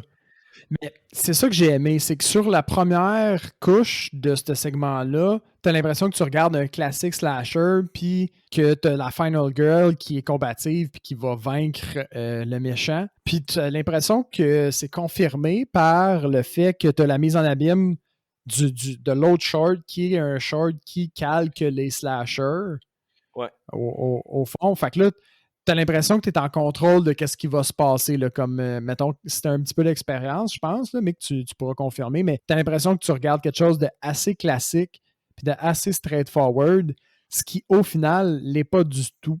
Ouais, mais c'est Parce fait que, mettons que. ce segment-là, quand on revient au fait que ça critique tous des thèmes sociaux, là, au pire, je peux-tu vendre le punch du segment, Seb, ou je te laisse y aller? Ben oui, vas-y.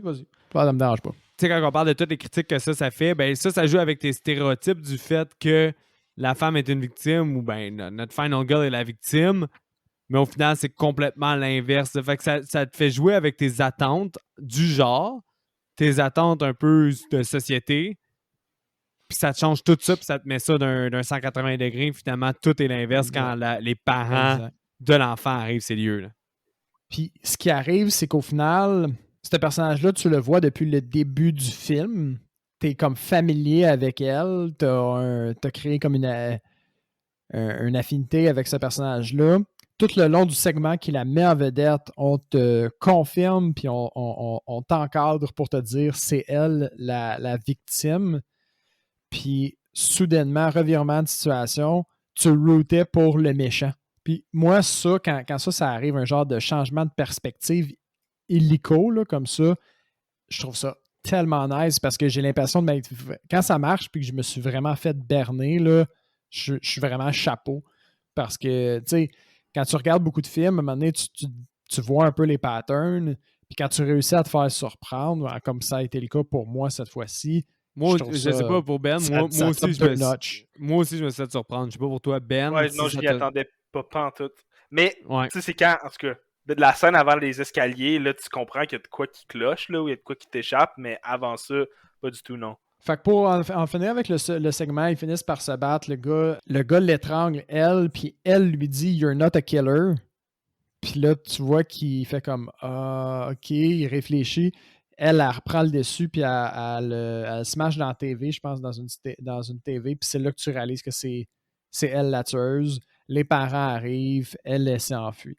Puis là, on a comme un retour vers le salon mortuaire. Puis c'est la fin du Ouais, segment. t'es skippé de quoi d'important, là, Seb. Ouais, parce que elle écrase la face du gars avec la télévision. Avec la TV, oui, c'est vrai. Ça l'explose, puis tu vois comme un plan comme si c'était la télévision, puis tu vois tout son crâne écrasé, ce qui est très, très cool. C'est comme si c'est toi qui explose. Ouais. Mais les parents, un des parents, c'est le docteur de toutes les histoires. Effectivement. Puis, ils voient leur bébé qui est brûlé dans le four. Ça, c'est important. Ouais, j'avais oublié ça. C'était important, mais je l'avais noté, mais j'avais pas oublié. Quand elle pitch la TV sur sa tête, elle dit « Thanks for ruining my diner ». Puis quand les parents y arrivent, tu vois sur la télé qu'il y a une serial killer qui est une cannibale qui est on the run, puis c'est la photo de la fille. C'est un bon shot, ouais. Comme Mick, ouais. Puis là, Mick, tu l'as dit, il rentre, puis le père, il voit dans le four le bébé. Fait que là, tu comprends que genre c'était pas le gars, le serial killer, mais que c'était elle. Puis elle, justement, ça te fait en sorte que était au mortuary parce qu'elle voulait manger un bout du bébé, elle voulait prendre un bout du bébé pour l'avoir avec elle, ce qui est quasiment pas politiquement correct, puis c'est fucking nice. Ouais, mais je me souviens plus comment elle a dit ça. Elle est full légitime. Elle se légitimise dans le sens qu'elle dit « Toi, tu collectionnes les histoires. Moi, je garde une autre partie des gens. » Ah oui, elle, c'est là, elle fait juste... Parce qu'elles sont... Au fond, elle, t'as un tease de elle tout le long du truc parce que c'est la Tooth Fairy quelque chose. Puis dans les journaux qu'ils distribuaient au début, t'avais des indications comme quoi ils avaient arrêté la Tooth Fairy machin. Ouais. Puis des histoires comme ça. Fait que tout le long du film, t'as comme des références à elle qui sont vraiment cachées que tu peux juste réaliser quand t'arrives à la fin au final. Fait que le segment englobant clos avec la révélation qu'elle est une tueuse. Elle essaie de poignarder le mortuaire. Elle essaie pas, elle poignarde. Ouais, elle le poignarde. Finalement, ça fonctionne pas parce que lui est un peu surnaturel. Il y a juste comme une espèce de gelée jaune-orange qui coule de lui. Puis là, tu comprends qu'au final, c'est elle qui est piégée et non l'inverse. Elle essaie de s'enfuir. Bon, tu vois qu'elle est prise à l'intérieur du salon mortuaire. Elle peut pas s'en aller. Puis là, si je me souviens bien, lui, la pourchasse, c'est fini par l'amener dans sa librairie. Ouais, dans sa librairie où il y a toutes les histoires des gens. Puis là, à chaque fois qu'il donne un coup de canne, il y a un livre qui tombe, puis bon, il fait son gros speech, etc. Puis il dit, tu sais, ici, c'est l'endroit, au fond, no evil deed goes unpunished se termine parce que elle a fait quelque chose de mal et elle est sur le point de se faire punir parce que c'est aussi que beaucoup livres... de livres la concernent. Beaucoup de livres exact, et beaucoup d'histoires sont des enfants qu'elle a tués. Exact. Fait que là, tous les livres que lui a fait tomber, c'est ses histoires à elle.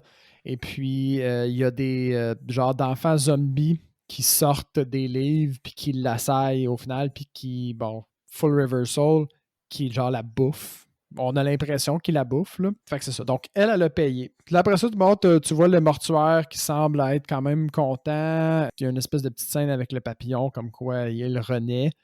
Il finit par sortir de chez lui tout bonnement. Tu vois qu'il a l'air inquiète à sortir de chez lui. Finit par le faire, puis il explose. Ouais. Puis ça fait en sorte que c'est un espèce de cycle. Tu vois que la nouvelle job qu'il recherchait, c'est Sam qui la prend. Puis là, le job wanted descend. Puis tu vois que c'est elle qui va prendre la place du mortuaire. Puis là, c'est là où tu vois qu'il y a aussi une différence entre sa philosophie à elle puis l'autre. Parce que lui, mettons, son vitrail derrière lui, c'était quelque chose de coloré puis de super. C'était comme un pan, si tu veux, ou un papillon. Puis là, c'est comme un ange de la mort, là. C'est des ailes d'ange de la mort. Exact, c'est vraiment un ange de la mort. Fait que tu vois qu'il y a comme un changement de philosophie là, qui va s'opérer dans le business.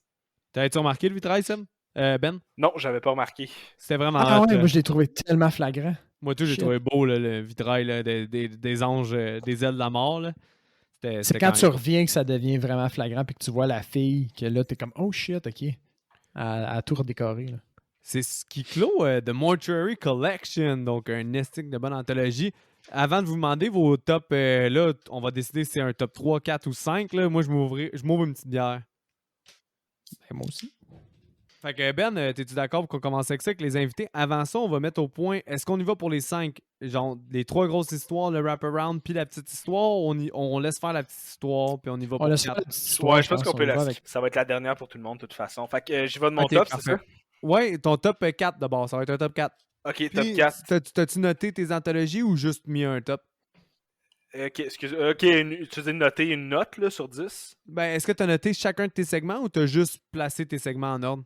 Je les ai juste placés en ordre. Ok, ben vas-y. Ok, fait que mon préféré, ben là, les 4, on dirait qu'il y en a un qui m'échappe, là. Moi, j'en vois 3. L'englobant.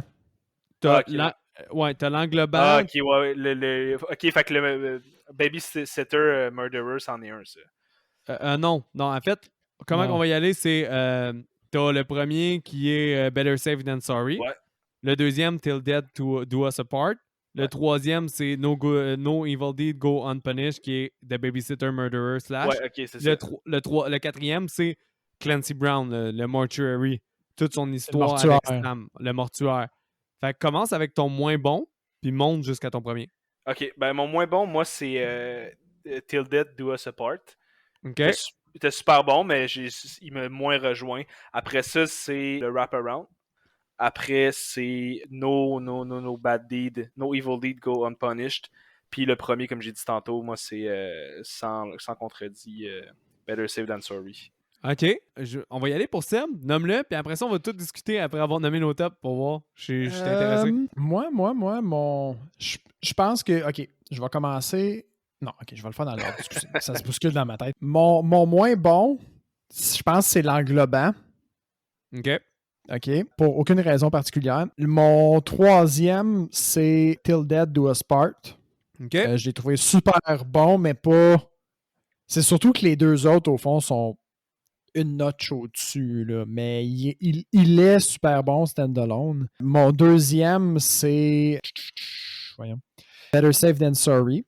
Puis mon premier, c'est No Evil Deed Goes Unpunished parce que, à cause du full reversal de point de vue qui est venu me chercher comme une coche au-dessus en termes de divertissement, l'espèce de méta là, de mise en abîme vraiment hot. Autant j'ai mis le quatrième, l'englobant comme mon quatrième, mais il fait un lien quand même avec celui-là, fait qu'il vient quand même renforcer, je trouve, ce segment-là. Ce qui fait que pour moi, il est pilier comparé aux autres. Mais la différence, mettons, là, avec le deuxième, Better Safe Than Sorry, est minime dans le sens que si tu faisais juste les prendre vraiment, vraiment scindés, là, comme tu m'y présentes, genre un segment à chaque journée, puis tu me dis de mettre une note à chaque fois, probablement que Better Safe Than Sorry tomberait au-dessus. OK. Mais dans l'ensemble, dans l'œuvre, je trouve que No Evil Deed Goes Unpunished le bas. Ben, rappelle-moi, No Evil Deed, tu l'as mis en quelle position? 2e. OK, vous avez un top qui s'en ressemble vraiment beaucoup. Je vais pour le mien. En 4e position, No Evil Deed Go Unpunished. Yes, sir, oh, Miller. Wow. Ouais. En 2e position, Better Safe Than Sorry. Merci. En 2e position, pardon, le Wraparound Story. Et en 1re position, moi, j'y vais pour Till Dead Do Us Apart. Fait que moi, c'est mon top. Là, j'aimerais ça m'expliquer, vu que je diffère vraiment de vous deux. Puis au pire, on verra si vous autres, ça change vos idées. Vous en pensez quoi, les boys? Vas-y. Lâche-toi là, mon gars. OK. Parce que No Evil Dead Go Unpunished, pourquoi il est ma dernière position? C'est à cause que niveau narratif, niveau individuel, justement, c'est le plus faible. Moi, j'ai regardé ça comme ça. Au final, c'est juste une scène de combat vraiment nice. Puis j'ai vu vraiment ça comme un segment où est-ce qu'il voulait y aller plus sur... je sais pas si c'est la substance versus le contenu. Il voulait y aller sur le visuel. Il voulait éclater, il voulait être beau, ça voulait être bon, mais il n'y avait pas vraiment de contenu. Si tu le prends seul, il est vraiment plus faible. Exact. Puis moi, c'est même que je l'ai vu. Parce que honnêtement, c'est cool qu'il fasse le lien. C'est pour ça que moi, j'ai plus vu comme le lien entre toutes les histoires comme étant le wraparound et non juste ce truc-là. Mais par contre, le punch est vraiment nice. Il y a le meilleur punch des 4. Ça, on se le donne parce que ça fait tout le lien, etc. Mais individuellement, c'est juste un combat entre un freak qui est sorti d'un asile, même si j'adore ça parce que ça fait vraiment 80 slasher, puis une fille. Mais c'est vraiment, au niveau visuel, c'est son plus accompli parce qu'il fait vraiment des trucs cool. Mais niveau narratif, niveau personnage, niveau tout, c'est très, très, très, très simpliste. Là. Sinon, ben l'autre, le deuxième, Better Safe Than Sorry, j'ai trouvé vraiment cool, vraiment drôle. C'était le fun. Au final, il est peut-être venu moins me chercher dans des cordes que moi je préfère. Puis au fait, il pourrait être facilement deuxième, mais le problème est que j'ai mis en deuxième le wraparound du fait que c'est le meilleur wraparound que j'ai jamais vu dans une anthologie. Fait qu'à cause de ça, il n'y avait pas le choix d'être deuxième parce que c'était vraiment puissant. Je trouvais ça très très cool que ça l'englobe tellement bien puis que ça prenne une place vraiment intégrante de l'anthologie et non juste comme un il nous faut une transition, il nous faut un lien entre les trois. C'est ça, il est vraiment imbriqué, là, plus que par la thématique. Exact. Fait que à cause de ça, puis en plus, je trouvais ça vraiment hot, là, le fait que ça soit des.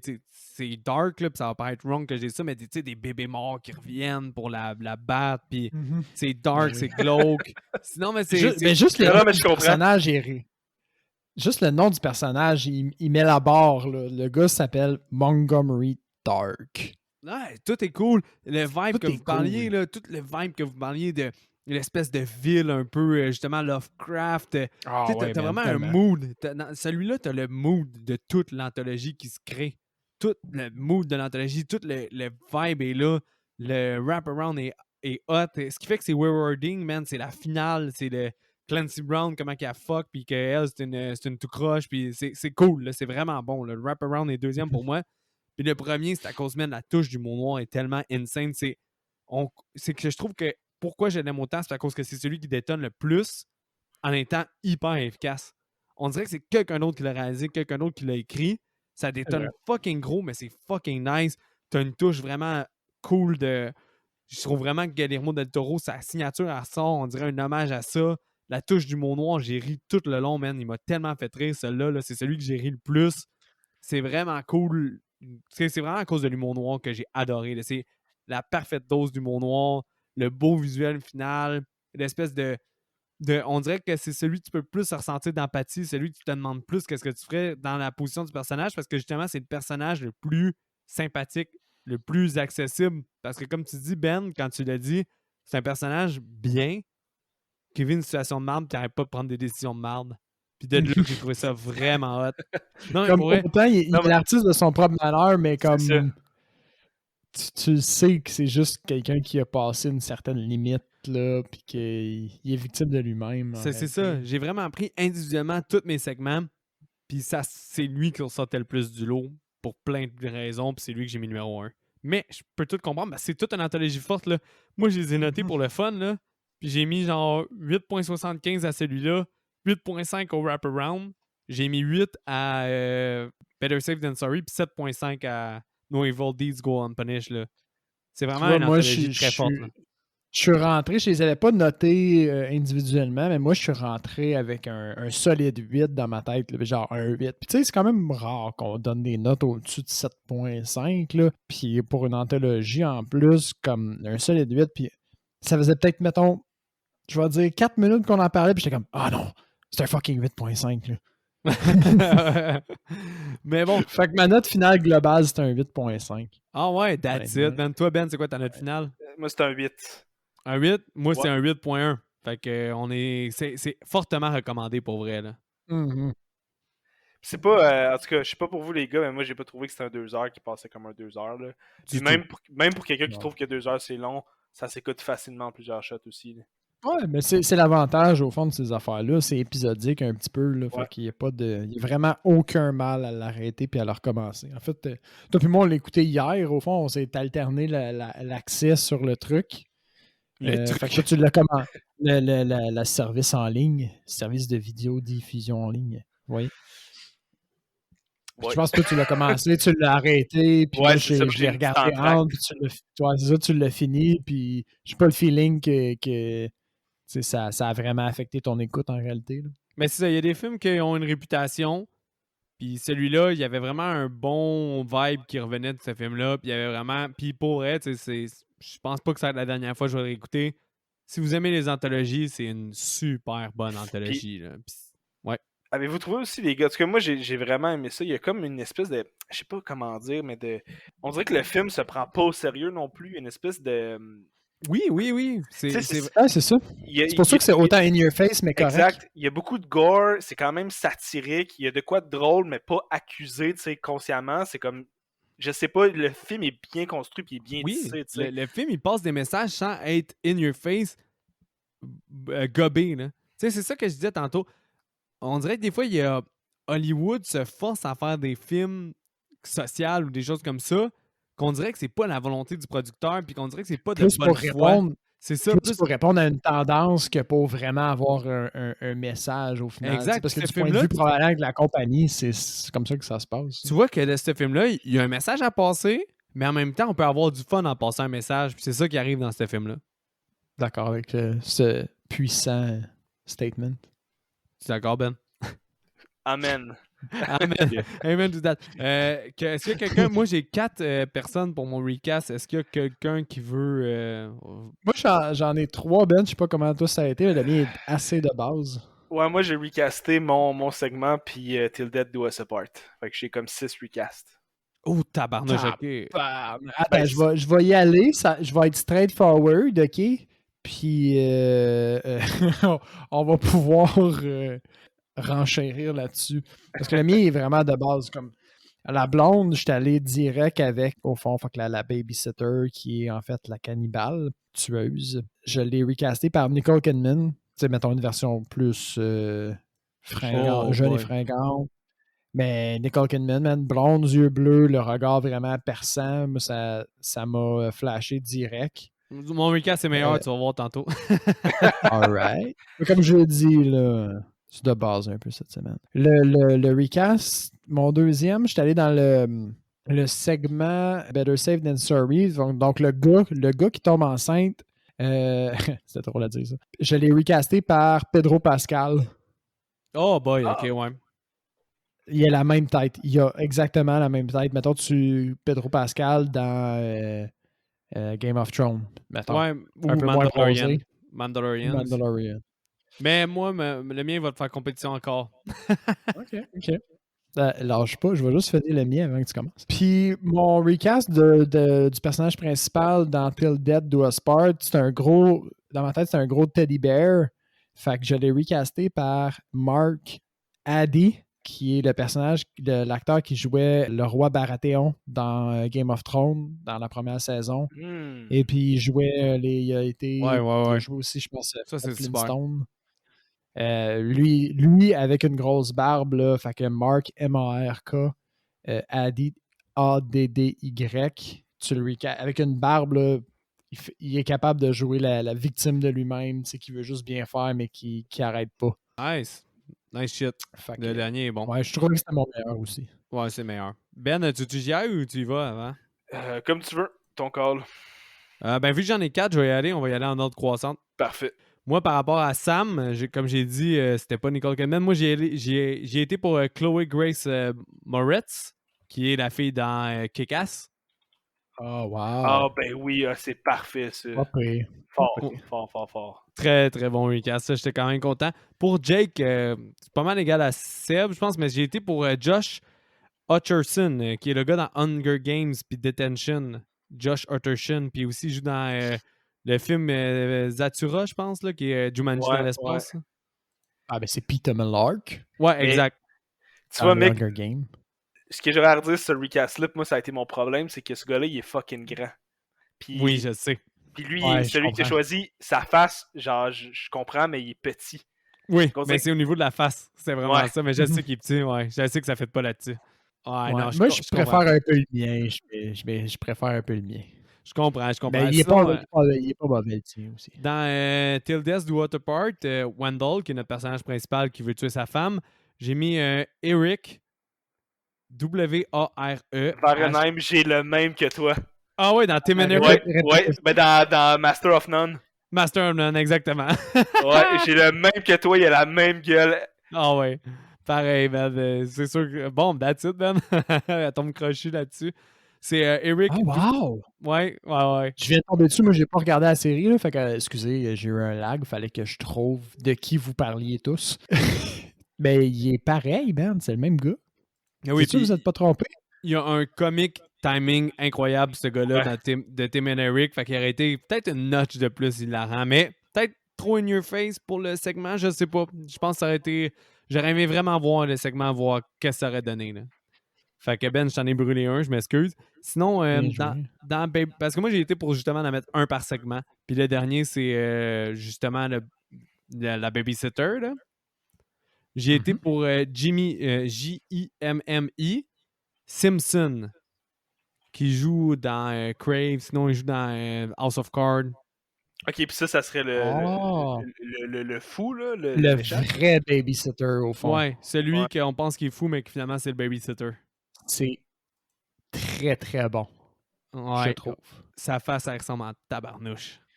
Puis genre de personnage victime, mais qui a l'air, au final, qui a l'air, mettons, d'un personnage agressif puis en confiance, mais qu'au final, il est frêle, là. Ouais. Il est capable de jouer ce rôle-là. Bon choix. Fait que toi, Ben, je t'ai brûlé Wendell, fait que vas-y pour tes autres. Ouais, mais je suis content que tu aies eu ça aussi. Moi, je trouvais que c'était un recast parfait, là. Ben oui. Puis pour sa femme à lui, j'ai recasté la fille, que je connais pas son nom, là, celle qui est légume, par Jessica Chastain, parce que je trouve qu'elle avait des airs. Mais tu sais, c'est quand même un gros cast pour une fille qui parle pas puis qui est légume, là, mais... Exactement. C'est bon. Jessica Chastain qui est comme une légume pendant 15 minutes qui s'est découpée. C'est excellent, man. Comment brûler, man, du budget puis de l'argent, là? Ouais, tellement, là. Si t'étais un gestionnaire de film, tu serais out en 2 secondes. Mais c'est ça, c'est pour ça qu'on a le recast. Ouais, c'est ça. Ouais. Fait que ça, c'est mon recast pour Till Death Do Us Apart. Puis pour Better Safe Than Sorry. Ouais. Le demeuré là, qu'on voit pas beaucoup, j'ai recasté par Michael Cera. C'est bon. L'asiatique par John Chow, qui est l'acteur qui joue dans Harold et Kumar. L'asiatique. Mais tu sais, c'est pas un personnage important, mais je trouvais qu'il avait la même gueule quand même. Ouais, certaines similitudes, mais l'âge, ça fait pas pantoute, là. Mais mettons dans ses débuts. Ouais, la fille, j'ai recasté par Lily James. Lily James? Attends, c'est-tu Lily James? Je vais vérifier. Ouais, Lily James, c'est celle qui joue dans, entre autres, Yesterday. Oh! Je trouve que c'est une fille qui est vraiment belle quand elle est arrangée, mais justement, elle peut avoir l'air comme souvent dans les C'est films, la puis fille elle casse comme. dans Vas-y. Baby Driver. Ouais, Baby Ouais, Driver. c'est ça, exact. Est-ce que c'est bon, man? C'est Dretel que j'avais en tête, sérieux. Puis je retrouvais pas dans quoi je l'avais vu. Je retrouvais pas son Ouais. nom, j'ai juste abandonné. Excellent recast. By the way, Yesterday, bien c'est-tu joué. bon, Ben? C'est correct. Mettons Baby Driver. Allez voir Baby Driver avec, ça, c'est une valeur sûre. Ouais, non, ça, c'est excellent. Mhm. Puis le dernier, ben, c'est le Jock, mais ça, en tout cas, je pense pas tant un bon recast, mais je l'ai recasté par Chase Crawford, qui est, qui est pas quelqu'un de connu, mais c'est parce que j'écoute The Boys en ce moment, fait que c'est l'acteur qui joue The Deep. Ah! Il est tellement je trouve- hilarant, man. Je trouve qu'il y a une gueule de Jock, là. Ouais. C'était-tu ton dernier, ça? Ouais, c'était mon dernier. Mettons qu'on fait une transition vers qu'est-ce que tu as regardé cette semaine. Comment tu trouves ça, The Boys, à date? C'est incroyable. Tu viens de commencer? Ouais, j'ai clenché la saison 1 la semaine passée. Puis Attends.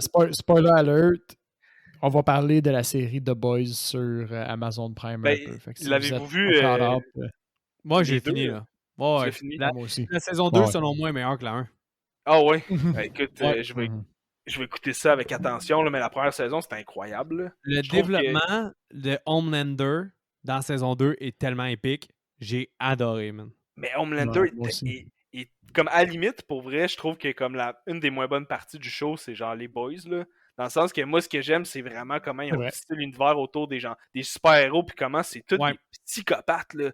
Complètement, Ouais. puis genre, comment votent, genre, sont evil, puis comme. Comment ça fait du sens si une corporation avait ce pouvoir-là, ces ressources-là, agirait comme ça, tu sais. Mais qu'est-ce qui est épique dans saison 2, c'est l'impuissance de l'homme le plus puissant au monde. Puis ça tourne autour de ça, puis c'est la thèse de la saison 2 quasiment. Ah ouais. Puis est malade. Ben, va pas t'aventurer trop sur Internet avec... tu vas te spoiler de quoi de malade si tu fais pas attention. Bon, non, c'est une série de très bonne qualité. Là. Je vous conseille toutes The Boys. Moi, j'aime pas tant les films de super-héros, mais... Non, c'est ça, moi non plus. C'est pas comparable. Mais je pense que les gens qui nous écoutent et qui aiment le genre de l'horreur pourraient très facilement se Ah ouais, parce être qu'il y a du Chris de satisfaits bon par ça. gore. Là. Il y a du bon gore, là, toute la série. Là. C'est violent, c'est vulgaire, puis la thématique est forte, puis elle est assez in your face. Fait que je pense que ça peut appeler un public comme le nôtre. T'as-tu écouté quelque chose d'autre, Ben? Non, c'est tout ce que j'ai écouté cette semaine. Moi, j'ai été honnêtement très peinard. J'ai revisité Inglourious Bastard.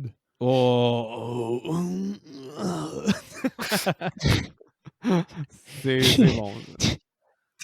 C'est juste ça que t'as à dire. En tout cas. Selon moi, c'est le meilleur Tarantino. Là. Ouais, exactement. Le feeling que t'as quand tu finis ce film-là, c'est je viens quand même de regarder quelque chose de crissement grandiose sur tellement de points. C'est en comparaison avec ses autres films, il est tellement mûr dans son style dans ce film-là, mûr et assumé. La trame narrative est bonne pour tous les films. La soundtrack est tellement à point. Le fait qu'il y a genre 4 langues parlées au travers du film, puis tu peux rien faire. C'est juste, il parle une autre langue, genre. Je te l'ai-tu déjà dit que aussi. Tellement hot. Tout le long du film, tu sais, Madame Mieux, que c'est au final Shoshana, le cinéma qu'elle a, tous les panneaux que tu vois, tous les films que tu vois. Ouais, c'est du cinéma allemand, puis ils ont un lien avec la Deuxième Guerre mondiale. Pour vrai? Oui, il y a une histoire à travers tous les posters. J'ai regardé tous les special features d'Inglourious Bastard parce que c'est le meilleur Tarantino selon moi. Puis il y a un sous-histoire dans les posters qu'on voit par rapport aux actrices qui en avaient vraiment qui étaient undercover. Des actrices allemandes qui étaient vraiment pour les... Ah ouais, puis c'est quelque chose. Puis Tarantino a tout pensé, man. T'as des références à lui-même, comme quand Mélanie Laurent descend ses lettres, là, t'as la tune dans Kill Bill.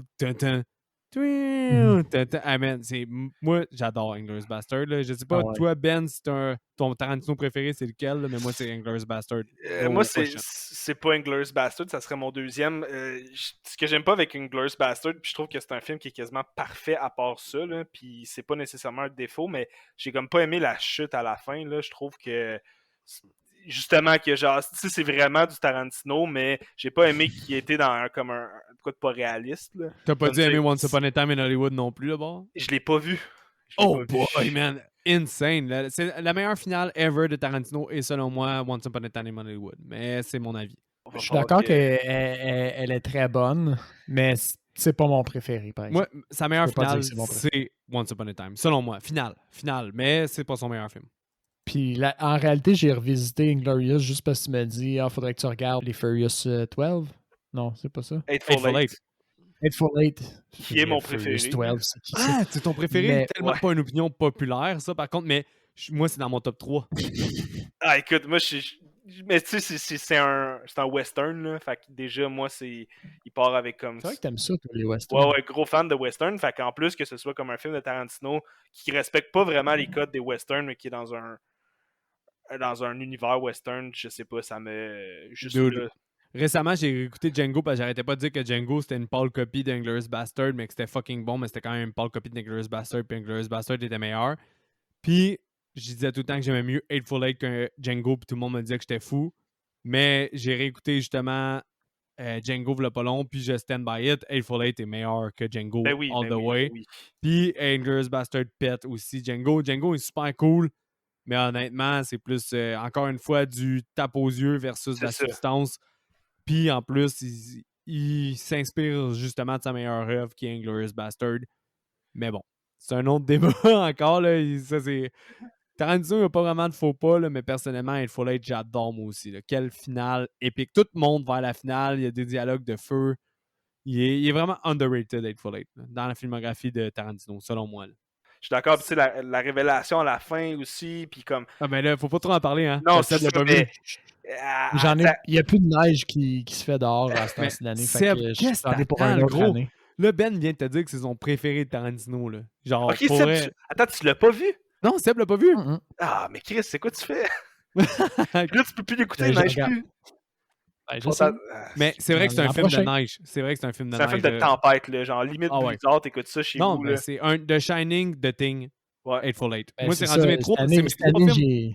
Cette année, j'ai mis mes tempêtes sur The Shining, vu qu'on a fait un épisode dessus, au fond. Ouais.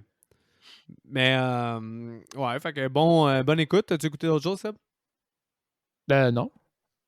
Moi, j'ai écouté sur Shudder The Dark and the Wicked. C'est un film par rapport au réalisateur de The Strangers. C'est une famille il y a comme une entité dans un champ, on va dire, je me souviens plus, là, mais tu sais, tous les États qu'on t'en entends pas vraiment souvent parler au milieu des États-Unis. Ouais, genre y a tout des le Midwest, là, des champs, puis ouais. Exact. Puis là, c'est un gros champ, puis il y a une entité dans ce champ-là. Tu vois qu'ils ont comme installé des cordes, puis là, quand ça sonne, les chèvres, ils commencent à capoter. Puis dès le début du film, c'est vraiment clever parce que dès le début du film, tu vois le démon à travers le troupeau de chèvres, puis tu ne vois plus jamais du film. Puis après ça, la mère a dit à ses enfants veulent venir l'aider parce qu'ils voient que la mère, ça va pas bien. Puis la prochaine dente a dit que sa mère, ça va pas bien. Puis il y a un père qui est alité, puis il faut qu'il aille l'aider. Les deux enfants viennent aider la mère, puis la mère leur dit vous devriez partir. Puis en tout cas, finalement, il arrive bien des affaires. Le film est excellent au niveau du mood. Seb, tu décollisserais. Tu triperais pas ce film-là. Là. Genre, c'est vraiment... Niveau du mood, c'est très épeurant. Comme... Je suis stressé juste quand t'en parles. Après le film, je ressentais un inconfort. Mettons que je fermais la lumière, je me disais, je vais peut-être voir quelque chose quand je ferme la lumière. Tu sais, ça a réussi à m'atteindre. Tu me donnes le goût d'aller l'écouter, là. Niveau effets spéciaux, c'est décevant parce que, tu sais, quand quelqu'un, il y a une fille qui s'automutile, puis c'est comme si tu voyais que la tache de sang avait été ajoutée à l'ordinateur après, là, quasiment comme si la tache de sang se déplaçait sur le corps de la personne. Il y a vraiment un manque de budget. Mais au niveau atmosphère, niveau saut, le film est très bien travaillé, mais il y a des défauts aussi. C'est quand même prévisible quand tu connais le réalisateur. Allez pas vous renseigner sur qu'est-ce qu'a fait le réalisateur, parce que si vous connaissez ses anciennes œuvres, tu sais où est-ce que ça s'enligne, puis c'est décevant.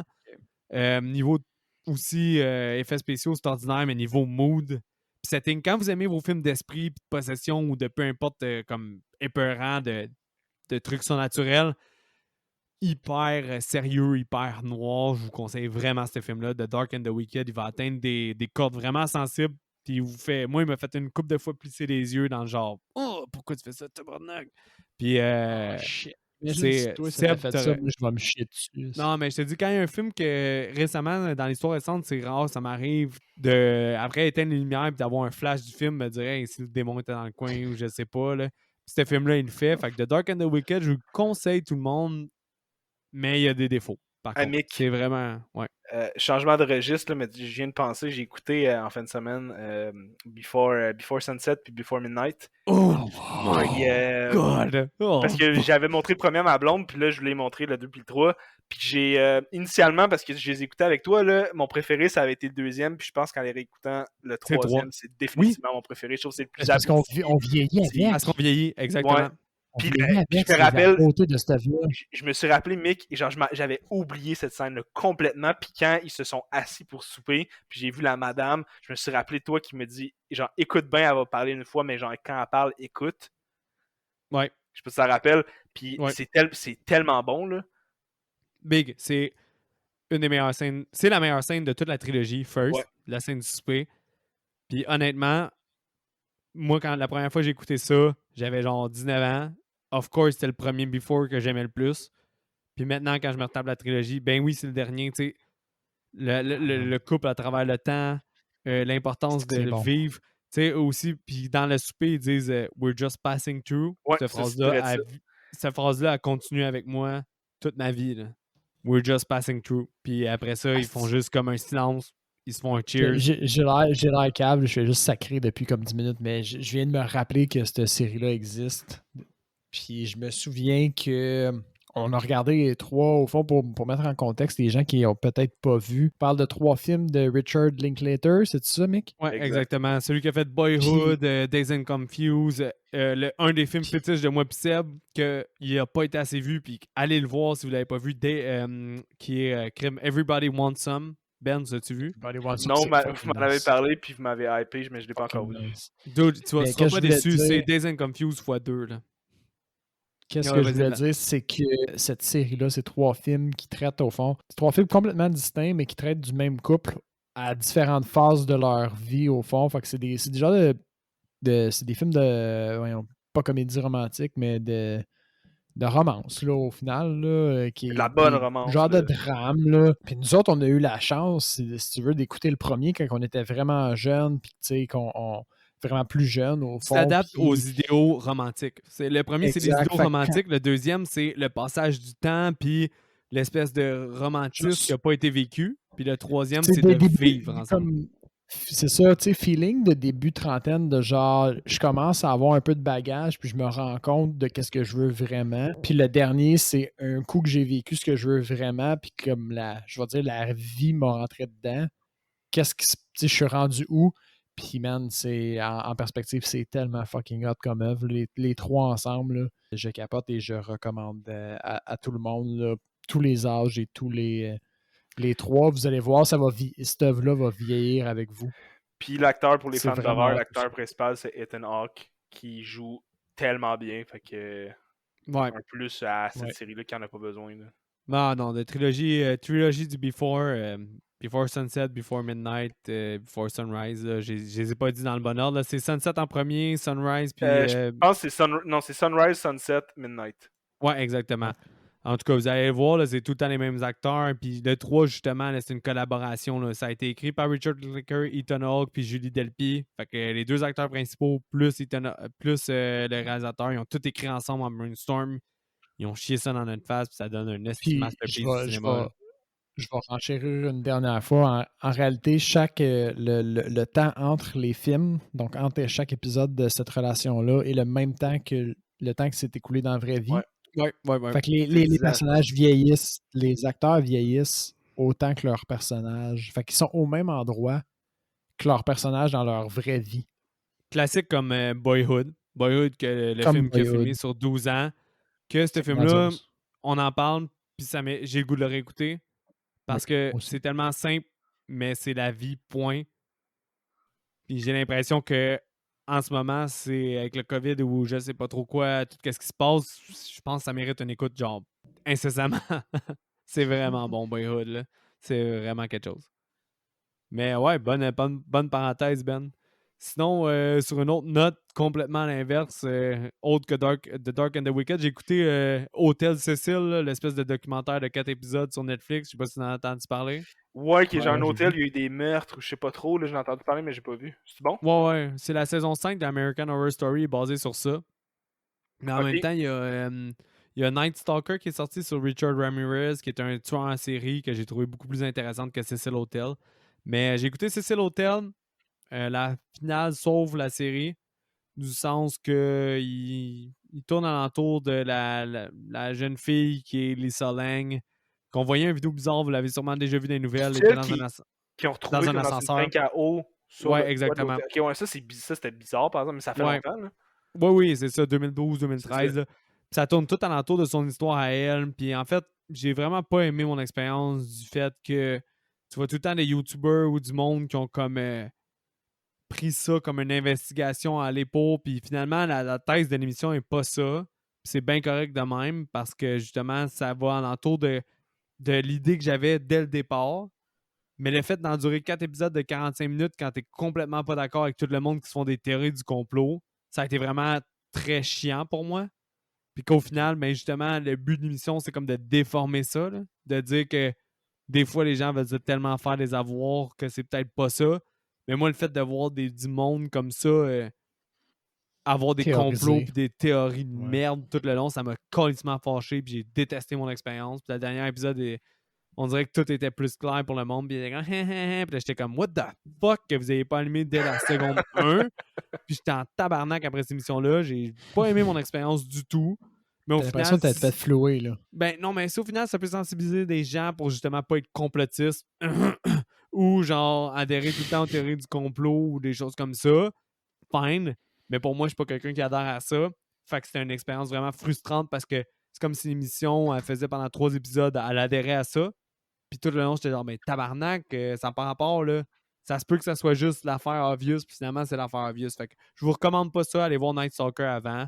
Puis au pire, si vous voulez écouter ça parce que vous êtes curieux de l'histoire, etc., c'est correct, là, mais Puis, non, j'ai fini parce qu'il fallait que je le finisse. Puis c'est pas ce que j'ai écouté cette semaine. J'ai juste écouté le dernier épisode cette semaine parce que ça fait genre depuis qu'il est sorti que j'attends parce que ça m'emmerde. puis dis-moi, Mick, puis tu peux répondre par un oui ou un non parce qu'on pourrait spinner à l'infini, là, mais t'as mentionné American Horror Story que j'ai pas Yes. vu. Un Yes. oui ou un non? Un yes? Ben oui. American Horror Story, il y a c'est des hauts et des bas, là, par contre. Là. Il y a Ok. des vraiment meilleures saisons que d'autres, mais c'est quasiment comme une anthologie. C'est drôle qu'on en parle, là. Mais c'est quasiment comme une anthologie parce que chaque saison est différente, mais le casting reste souvent. Ok. Fait que saison 1, t'as des acteurs qui font des rôles différents. Fait que la saison 1, c'est Murder House. Fait que c'est une maison spéciale. La saison 2, Asylum. Fait que c'est un asile psychiatrique. T'as plein de personnages qui reviennent. Mais exemple, celle qui jouait la tueuse dans un autre épisode va jouer la Sainte Marie dans l'autre saison.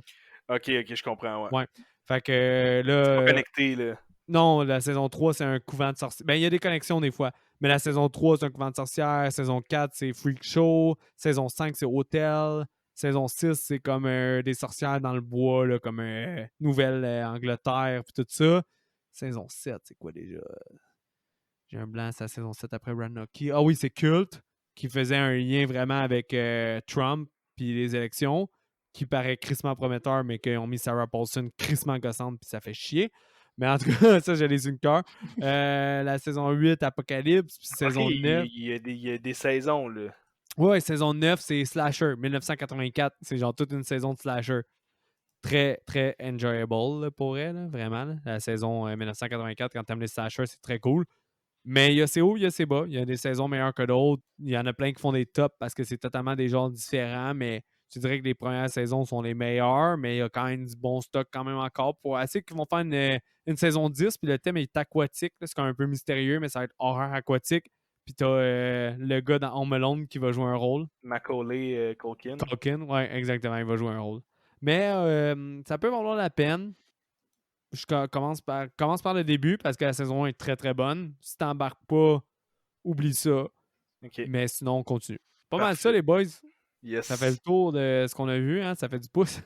Yes. Fait que, merci Ben d'avoir été présent avec nous autres. Ben, Ouais, merci merci. à vous, les gars. C'est toujours un plaisir. Yes sir, j'espère que t'as aimé ça. Justement, d'habitude, comme qu'on a dit, t'es plus ces films un peu batshit crazy, comme qu'on dit. Mais là, t'as-tu aimé ça faire un film un peu différent? Ouais, puis que ce soit une anthologie en plus que j'avais jamais vue, puis une bonne, c'était très, Ouais, très Big Four, enjoyable. quelque Là. Ouais, mais honnêtement, t'as mis la barre haute, là. Fait que Ouais. sois un peu clément pour d'autres anthologies. Creepshow est très très bon aussi dans les anthologies, là, mais sinon, d'en avoir vu beaucoup, là, c'est une des très bonnes que j'ai vues. Là. Ok, ben c'est bon, mais. Ben, ok, puis c'est Creepshow ou VHS c'est Creepshow quoi? est meilleur. Ok, parfait. Ben, je sais pas, là, si je parle pour nous deux, Seb, je sais pas si t'es d'accord. Ouais, mais Creepshow, j'ai mieux aimé. VHS, mais si tu regardes VHS, regarde VHS 2. Je pense que tu vas enjoy. Ouais, VHS Moi, je 2 est pense que tu beaucoup vas meilleur. enjoy VHS 2. Puis, ben, ouais, je pense que tu vas enjoy. Non, VHS 2 est excellent, là, c'est pour ça que j'ai montré à Seb pareil. Puis le meilleur segment que j'ai jamais vu dans une anthologie est dans VHS 2. Fait que tu sais, si t'as moins le goût d'aller en 1982 pour Creepshow qui date un peu plus, ben VHS 2, c'est une solide écoute. Là. Ok, parfait. J'ajoute ça à mon Yes? bucket list. Fait que Seb, le mot de la fin. Comme d'habitude, suivez-nous sur les réseaux sociaux, likez la page, partagez les posts des épisodes. Si vous en avez envie, envoyez-nous vos commentaires et suggestions par Instagram ou Facebook, le médium qui vous plaît le plus. Au fond, on répond aussi au courriel. Puis c'est ça. Yes, donc attention à tout le monde et bonne semaine.